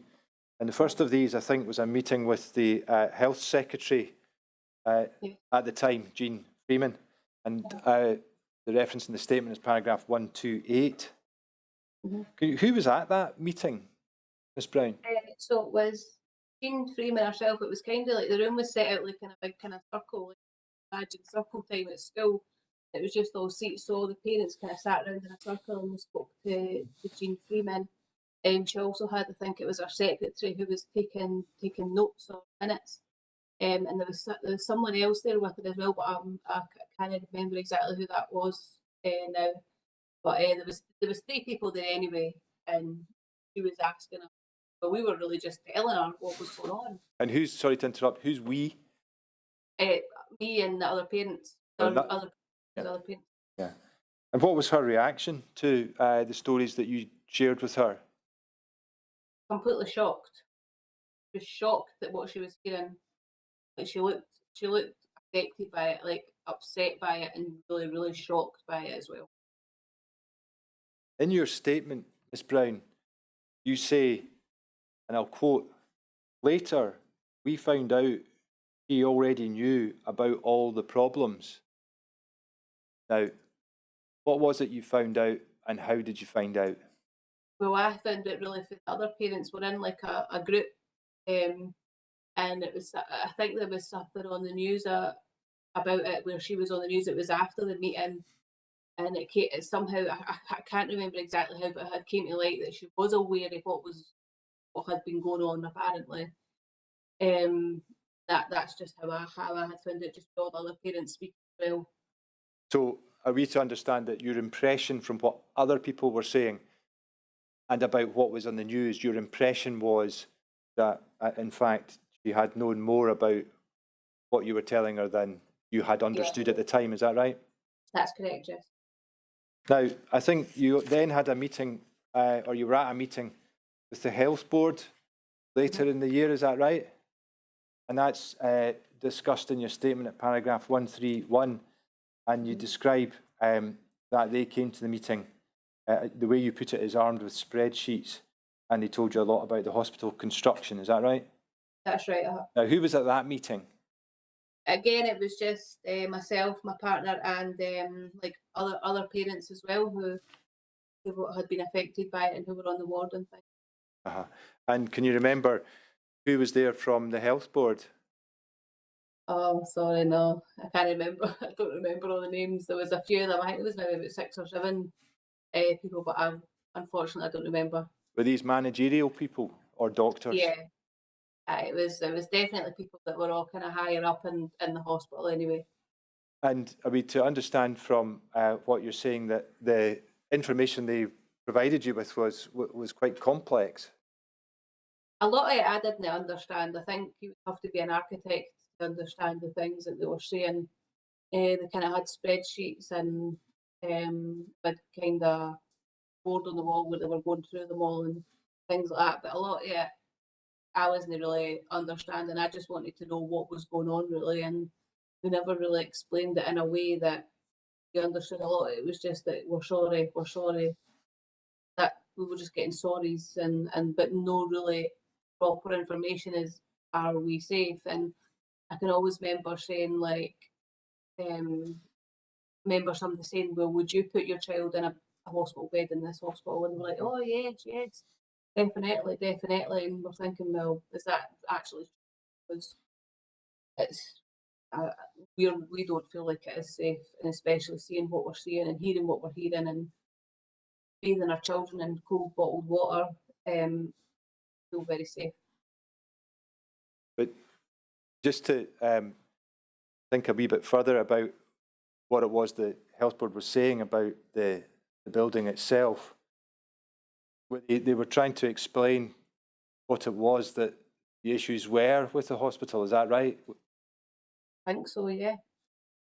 And just, you know, I'm really just asking you this for your comment. Yeah. Would it be fair to say that that the issues with the hospital were quite complex? Yeah, yeah, I would think so. Yeah. And as you indicate, really, unless you are somebody who has that sort of understanding and knowledge, maybe it would be quite difficult to understand those issues. Is that right? Yeah, exactly. Yep. Okay. I want to move on then, really, to the very end of this, and I want to think about impacts from some of the issues that you've been describing. Now, let's begin firstly with Logan. I think completed his treatment in March 2020, is that right? That's right. And of course, by now you've got COVID to contend with, and I think, was it September last year, finally had his port removed, is that right? That's right, yeah. Yeah. How is he now? Yeah, he's doing well. He still has like a few side effects. The treatment, he still gets quite sore and things like that. His legs, he's still going getting physical and a few side effects, but that's to be expected with real treatment like that. But apart from that, he's doing well. He's at school and he's doing well. You know, having cancer and having treatment of the kind you've described must be a pretty huge impact in itself. Being in hospital on and off for over 3 years of your childhood must be an impact in itself. Yeah. What additional impact from the issues that you've described do you think there have been? Well, with Logan, when this was all kind of going on, he was a wee bit older, but he was in the know. He's always been a child that he knows things. He knows something's going on, and especially when all this with the water, he was saying, well, why have I to brush my teeth? Why can't I brush them normal? Or why can't I use it? Why are you washing me with water? And you don't really know what to tell him because you don't want to scare him, and we weren't really knowing what was going on either. So he got quite scared then to use the water. Not just that, but I find that other places they still won't use the water. Like we've been into Forth Valley Hospital and they won't even use the taps in Forth Valley Hospital now. And this is something that in this day and age you shouldn't be scared to use water places. But this is like, I don't know if he's going to be like this forever now, but it's just an anxiety that he's got, and it's quite hard to kind of overcome that. Especially living that long in the hospital and going through this, the problems with water, and him thinking that it's dangerous. I mean, the only time I have ever heard in this, and considering he's been through 3 years of cancer treatment, is if I have this water, am I going to die? And that's something that really, really upset me because he has cancer. He has been through 3 years of horrible treatments and never once asked if his life was in danger until this was going on with the water.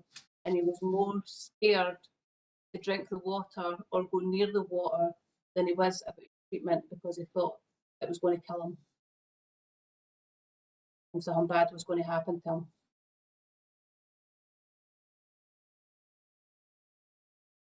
What about the impacts, the additional impacts, if I can call them that, on you? Well, it was hard because when you don't know what it is or what's going on, or you don't really know what to believe anymore, and you still have to take him in there, it's terrifying. horrible. And it's something that I think will be forever, because when I think back to the start of his street, nobody knew anything about it back in 2017. He was in that bath every night. Line was in the water every night. There was no caps on the end of his line, so that water was on his line, and then the next time they used the line, the water obviously was still on it. So I've got to live with the fact that I was putting my son's life in danger just by giving him a bath every night, and I thought it was fine, but I could potentially cause him to have one of these infections and potentially have lost his life because of it. So it's something that I don't think I'll ever kind of get over. And I know I'm trying to come to terms with now that it wasn't my fault, but as a parent, you always blame yourself. And I think I will always have that feeling and that horrible feeling in your stomach when you think you are potentially putting his life at risk just by doing something that you would do every day, take a bath or take a shower. So it's like, as I've said in my statement, it's like playing a lottery with his life, just using the taps to giving him a bath, getting him washed. We're thinking we're helping him because his legs are sore and this is supposed to, they're telling us, oh, try and put him in a nice warm bath, that might help ease the pains in his legs. We think we're doing something good, but in reality, that could have killed him. And I need to live with that for the rest of my life.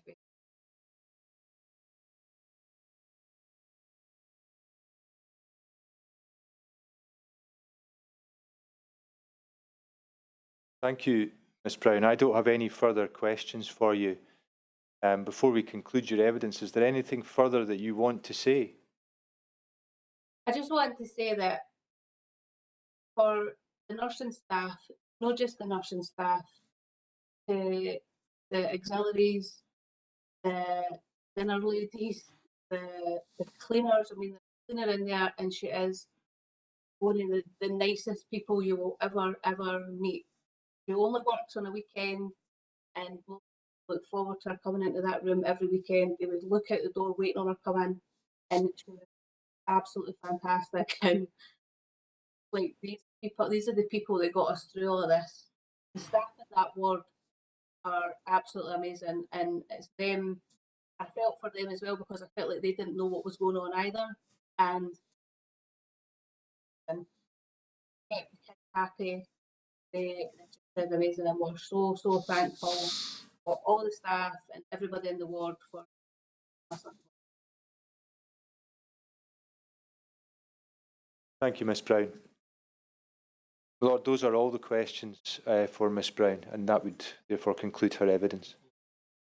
Ms Brown, my understanding is that is all the questions, and therefore that's the end of your evidence. But can I just say thank you for giving that evidence, and congratulations to be our first witness giving evidence indirectly. So thank you very much. Thank you. Well, as I think we discussed before, I make it 12:15. What do you suggest, that we take a break or we go straight to McCandlish? I have no strong view, my lord. I wonder if maybe just a 5-minute break to allow Mr McCandlish to get into position. I would be reasonably hopeful that we would conclude his evidence before lunch. 5 minutes is perhaps a bit modest. If we just break for 10 minutes, and the next witness will be Mr McCandlish.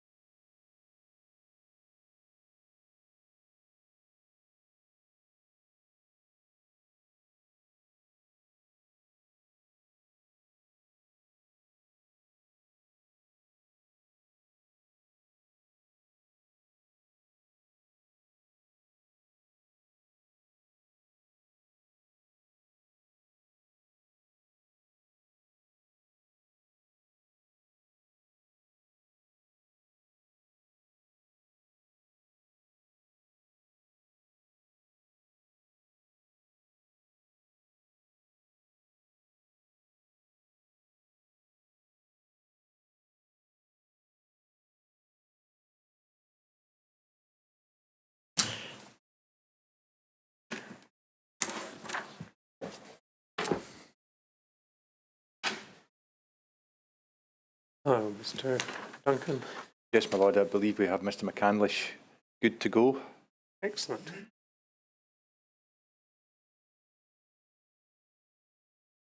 I nearly said good morning, Mr. McCandlish, but probably as Mr.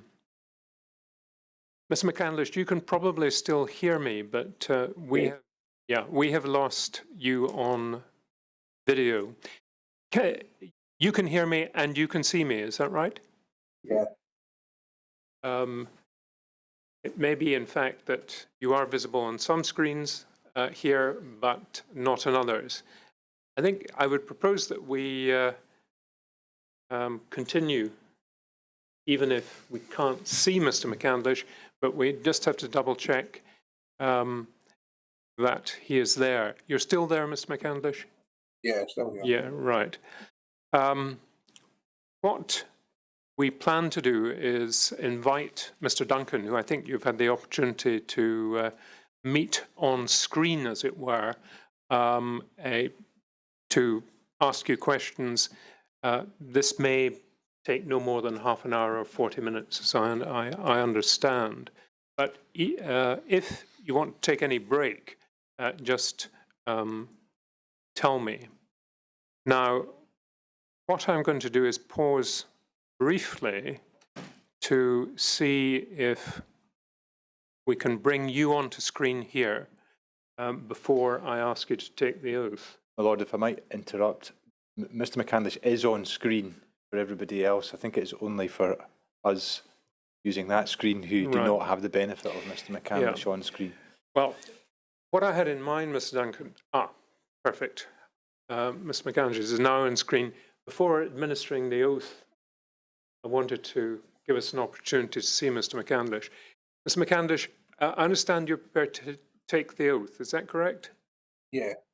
Could I ask you to raise your right hand and repeat these words after me? I swear by Almighty God I swear by Almighty God that I will tell the truth, that I will tell the truth, the whole truth, the whole truth, and nothing but the truth. nothing but the truth. Thank you very much, Mr. McCandlish. We have you on screen. We can hear you clearly. And I'll now ask Mr. Duncan to begin his question. Thank you, my lord. Good afternoon, Mr. McCandlish. Hi. Can I just begin by having you confirm that you're Graeme McCandlish and that you live with your partner and your 3 children in Clackmannanshire? Is that correct? Yeah. Yeah. And we've got a statement from you already about your son's experiences in the Children's Hospital and indeed the Adult Hospital in Glasgow. And you're quite happy that that forms part of your evidence to the Scottish Hospitals inquiry, is that right? Yes. Yeah. Now, I think, were you sitting in during your partner's evidence earlier this morning? Yeah. So you've heard what was said, is that right? Yeah. So if you'll forgive me then, Mr. McCandlish, I wouldn't propose to go through all of the detail of that again with you, if that's okay. Yeah? Yeah, that's fine. Okay, thanks. So if we maybe just take things in stages. We had the evidence earlier about Logan's initial illness, about his diagnosis at the end of 2016 and the beginning of treatment in the Schahalian unit at the beginning of 2017. And I think Miss Brown told us that she stayed the first occasion. Or rather, yeah, she stayed with Logan on the ward. But would I be right in understanding from your statement that you were regularly on the ward to visit him and to see him and to be with him? Is that right? Yeah, it was just mostly visiting because I was watching our other 2 kids mostly, like back here. Yeah. Like I would drop them off at school and then I would go to Glasgow, see them, and just whenever I could really. What was your impression of the Schahalian unit in those early weeks? It was just adapting to the situation really that we found ourselves in. But first impressions I got is it wasn't as clean as you would expect like a super hospital kind of thing to be. That you would see basically in like, the lifts, there was like empty bottles stuffed down the back of the handrails that they'd be there for days. Empty packets of crisps lying about all over the place, and packs of sandwiches, all just stuff like that were left sitting there for days, really. Mm-hmm.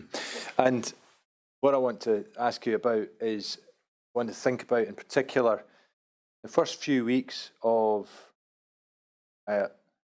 Logan's stay in the Schiehallion unit. So that's second floor of the Children's Hospital, Ward 2A. And what I want you to tell us about is that period. The concern that you've just raised about lifts, does that relate to that period? Yeah. And were these the lifts that went to the Schiehallion unit that you're talking about, or it was the lifts that took you just took you up to the second floor? You had a wee bit to walk from the lift to Ward 2A. that was something you were aware of right from the start? Is that right? Yeah. What about the ward itself and Logan's room in particular? Do you have any observations on any aspect of that? The room was quite dirty as well, I would say. Like on the door, you've got bits of glass, and all you see about it was loads of like, fingerprints and handprint, like everything. It's like nobody even bothered to clean glass on the door. Because when you looked out, all you could see was just fingerprints all over it. This was a children's ward, is that right? Yeah. And 2A is the inpatient part of that, is that right? Yeah. And were there children wandering about the ward? You would see some children wandering about here. Yeah. I think in your statement you make mention of some issues with the televisions and also issues with the blinds, is that right? Yeah. What were those issues? Just basically, as Suzanne said earlier, like it was a hit or a miss. You either came up saying no signal, or if you were one of the lucky ones that managed to get a picture, it was upside down. Same lines, like you turn the switch to open and shut them, and most of them didn't even work. So you're sitting the TV or not even able to look out a window or anything, just basically shut in a room looking at four walls for however long you were in there. Mm-hmm. And from Logan's point of view, what was there any particular problem arising from the issues that you've just described? Because he never really did anything today much. He would go to the playroom, liked going to the playroom and playing with the volunteer and painting pictures, drawing pictures and stuff like that. But when that was done, came back to the room, it was just back to not being able to do it, and he couldn't. Sometimes he couldn't connect to the Wi-Fi, his tablet. Sometimes, like when you have telly, he couldn't watch any programs that he liked, or even just sitting there looking out the window or anything like that. It was just back to nothing to do at all. Again, just thinking about these early weeks, are we right in understanding from Miss Brown's evidence that this would be when he was being hit with the most powerful of the chemotherapy that he had? Would that be right? Yeah, and was he pretty miserable Yeah, very. Now, one thing that you also mention about Ward 2A is the parent kitchen. Mm-hmm. Can you describe that to us, please? I think everybody really loved the parents' kitchen, because even if it all this kind of takes effect on parents as well.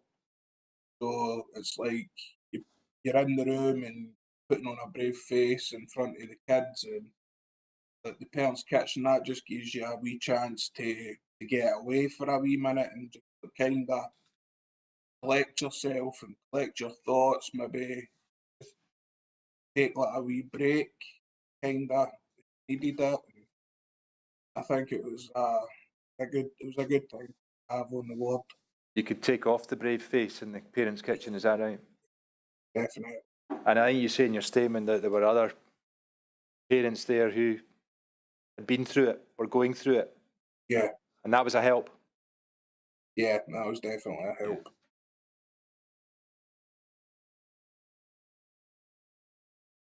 And the next thing I want to ask you about, you've already heard Miss Brown's evidence about this, of course, is again in these early weeks, are we right in understanding that as far as you were aware, there was no restriction in the use of water in those early weeks? Is that right? Yeah. Yeah, so you're washing in it, yeah? Yep. Drinking it? Yep. Doing your teeth? Yeah. Yep. And at this point in time, as far as you saw things, do you think Ward 2A was a safe place for Logan to be? Yep, definitely. Now, we've heard already that Logan was discharged, and then no sooner is he home than he's back on the 22nd of February 2017 with what would be identified as a staphylococcus infection. How was Logan over this period, as you recall? It was quite just like we knew something wasn't right with him, really. Like you could always tell when Logan wasn't feeling well. He just all of a sudden just go quiet and lie on the couch and just know what he'd do. And so you could always kind of tell when something was wrong with him, but always knew then that something wasn't right with him. So we kind of expected that would be back at the hospital. Yeah. Now, we can see from the timeline that we've all got and the evidence that we've heard already today that treatment continued through 2017, and Miss Brown's already described that to us. I'm not going to take you through all of that. And we'll move into 2018, and we can see also that there were a number of outpatient trips to Ward 2B over that period.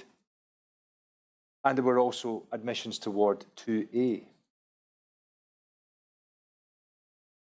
Now, I think in particular, there was an admission in March, April 2018 to 2A. Can you remember, doing the best you can, thinking back, can you remember whether Logan was in isolation at any point over this period?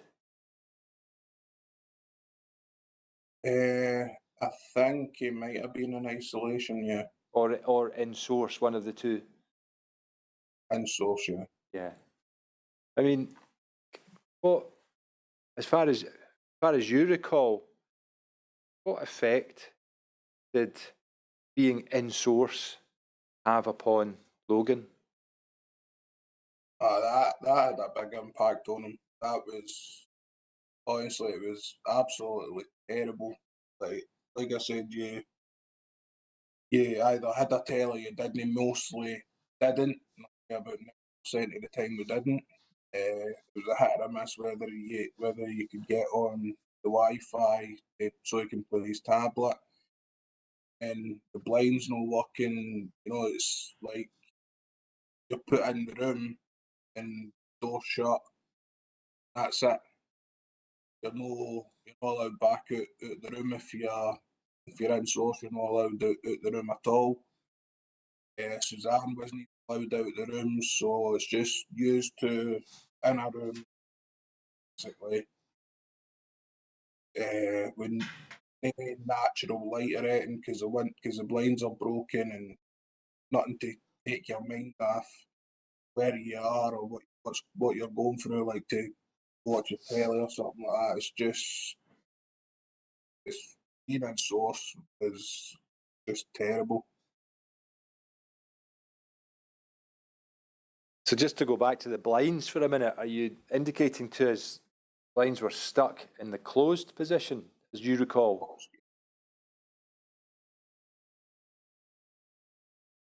So you're describing to us a little boy going through chemotherapy, stuck in a dark room, no television. Yeah? Yeah. Okay. Now, still thinking about 2018, Mr. McCandlish, do we see from your statement that you did become aware at some point of issues to do with the water in the Schiehallion unit? Is that right? Yeah. Yeah. Now, can you maybe just walk us through that, describe what you became aware of and what concerns you had? When we went to clinic for his checkups, we always used to get a wee drink out of the water cooler, but that had been out of order. So we went up to daycare ward 2B. So I was going to go and get a drink for the water cooler that was in there. That it was out of order as well. So we're in one of the rooms, and Logan was getting his medicine and getting his checkup. Just a guy just randomly walked in the room. Just started putting one of the filters on the taps. Kind of, but what's this for? He said, so I think it was like to get clean water or something like that. So just confused, like, what you talking about? Clean water? Had you heard anything else or seen anything else or been told about anything else about the water by the time of this conversation? No. At any point, was there an instruction not to use the water?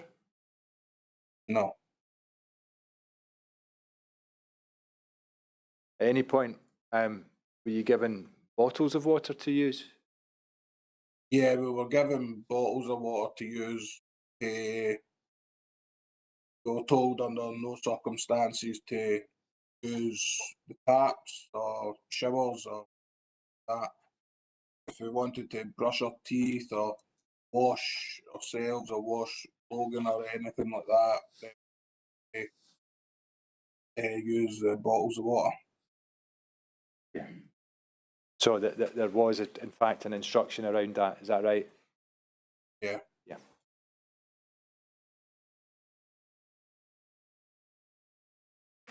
Was there any explanation for why you were having to do that? No, no explanation at all.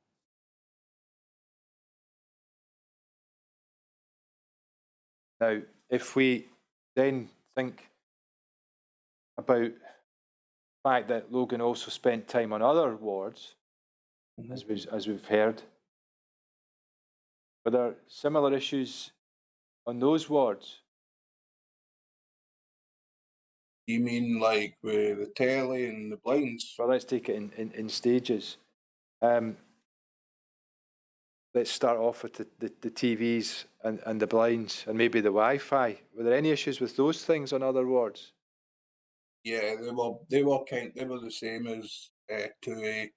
Like telly wouldn't work, or it was upside down. It was a hit or a miss whether you could get on the Wi-Fi, and the blinds were stuck shut. It's pretty much the same as today. Yeah, and do you remember Logan being in source on other wards? I wasn't really on the other wards that much. Okay. I want to now move to think about Ward 6A in the adult hospital, because we've had evidence, obviously, that there came a point where 2A and 2B closed and the Schahalian unit was moved there. And we know that Logan came under the care of Ward 6A from late 2018 onwards. What was your impression of Ward 6A, Mr. McCandlish?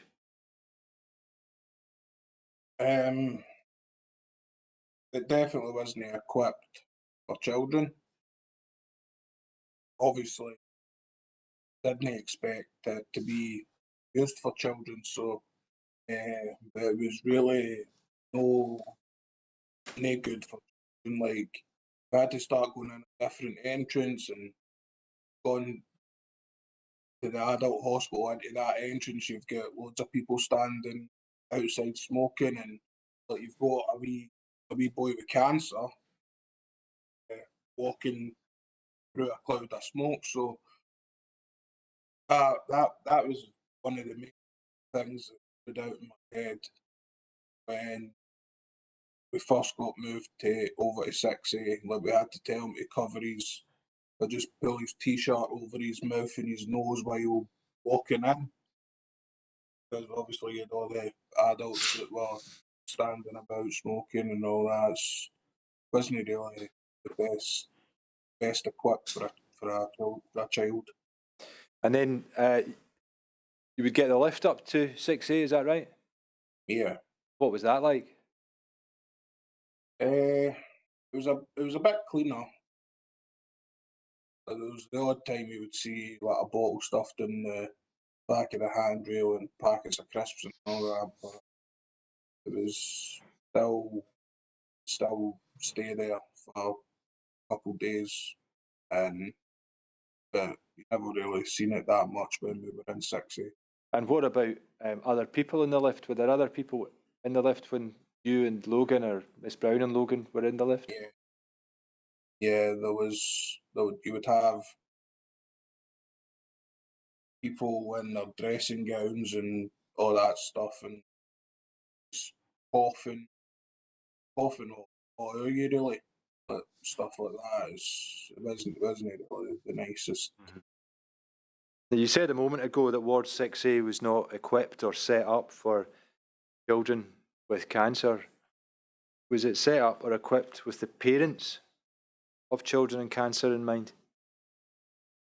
No, definitely not. Was there a parents' kitchen? No. Would that mean that at that place that you could go, take off the brave face, wasn't something that was available? Yeah, it was taken away for you, basically, yeah. Now, we've had some evidence from Miss Brown this morning about Logan being put onto preventative medication, and in particular, at one stage, being put onto something called Cipro. Was that something that you had direct involvement in, or was that more Miss Brown who dealt with that? No, that was Suzanne. It was she said to me that she'd heard the other mums talking about it and all that, so she ended up googling what it was all what it was really, and it said one of the things was it's used to prevent getting an infection, contaminated water. Did she discuss that with you? Yeah, a little bit, yeah. How did you feel about hearing that? A bit worried, scared. Like, why is he all of a sudden just been put on this? And at this time, this is when we're hearing stuff on the news, like about the contaminated water and the filters and all that stuff. It was, you're starting to put into it together, and it's just, so this is why the filters are on. This is why you're getting put on this, so the water is contaminated. He's taking this medicine as well now, so How did you everything was starting to fall into place a bit. How did you feel about the stories that were appearing in the news? Shocked. No, it's not really something to hear about. But I'm originally, I live in Glasgow and Govan, so I stayed literally right round the corner. I could see the hospital getting built for my house, and I thought this was going to be an excellent hospital getting built in Glasgow. And then obviously this happened, so what a first hand look at this state of the art super hospital, and it's just shouldn't even be built. Shouldn't even be open.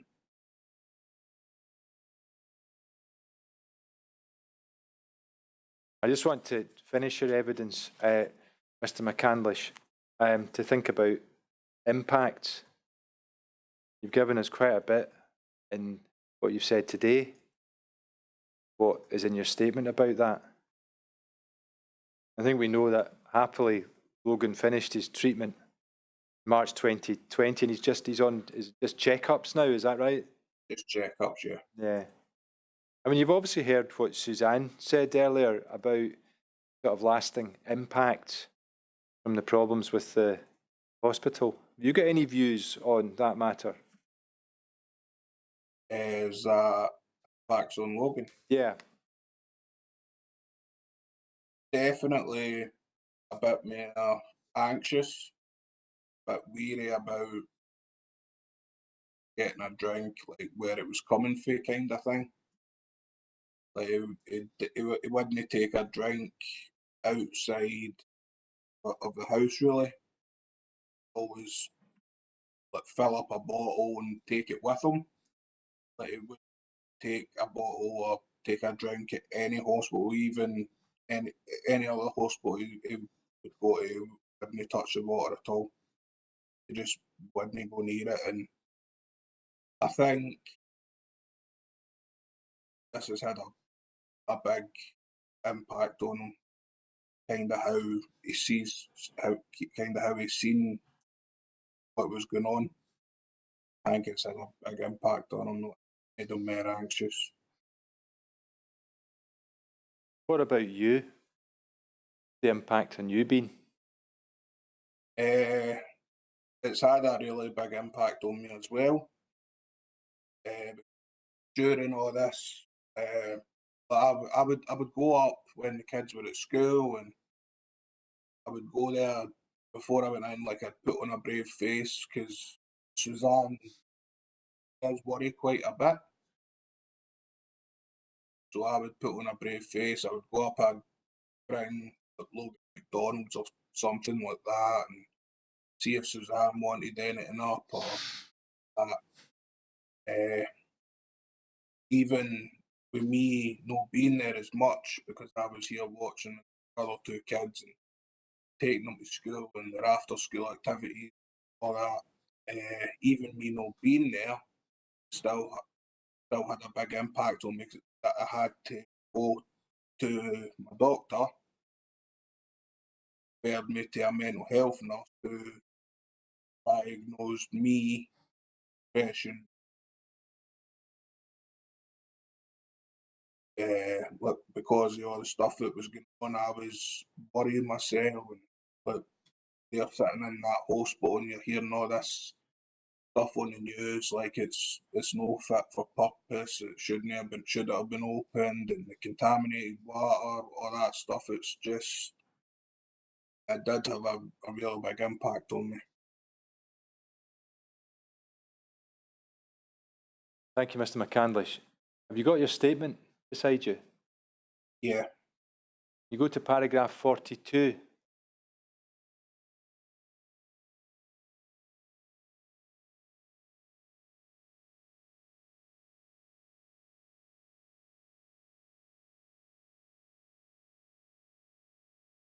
Yeah. I think you set out there how this has impacted upon you, is that right? Yeah.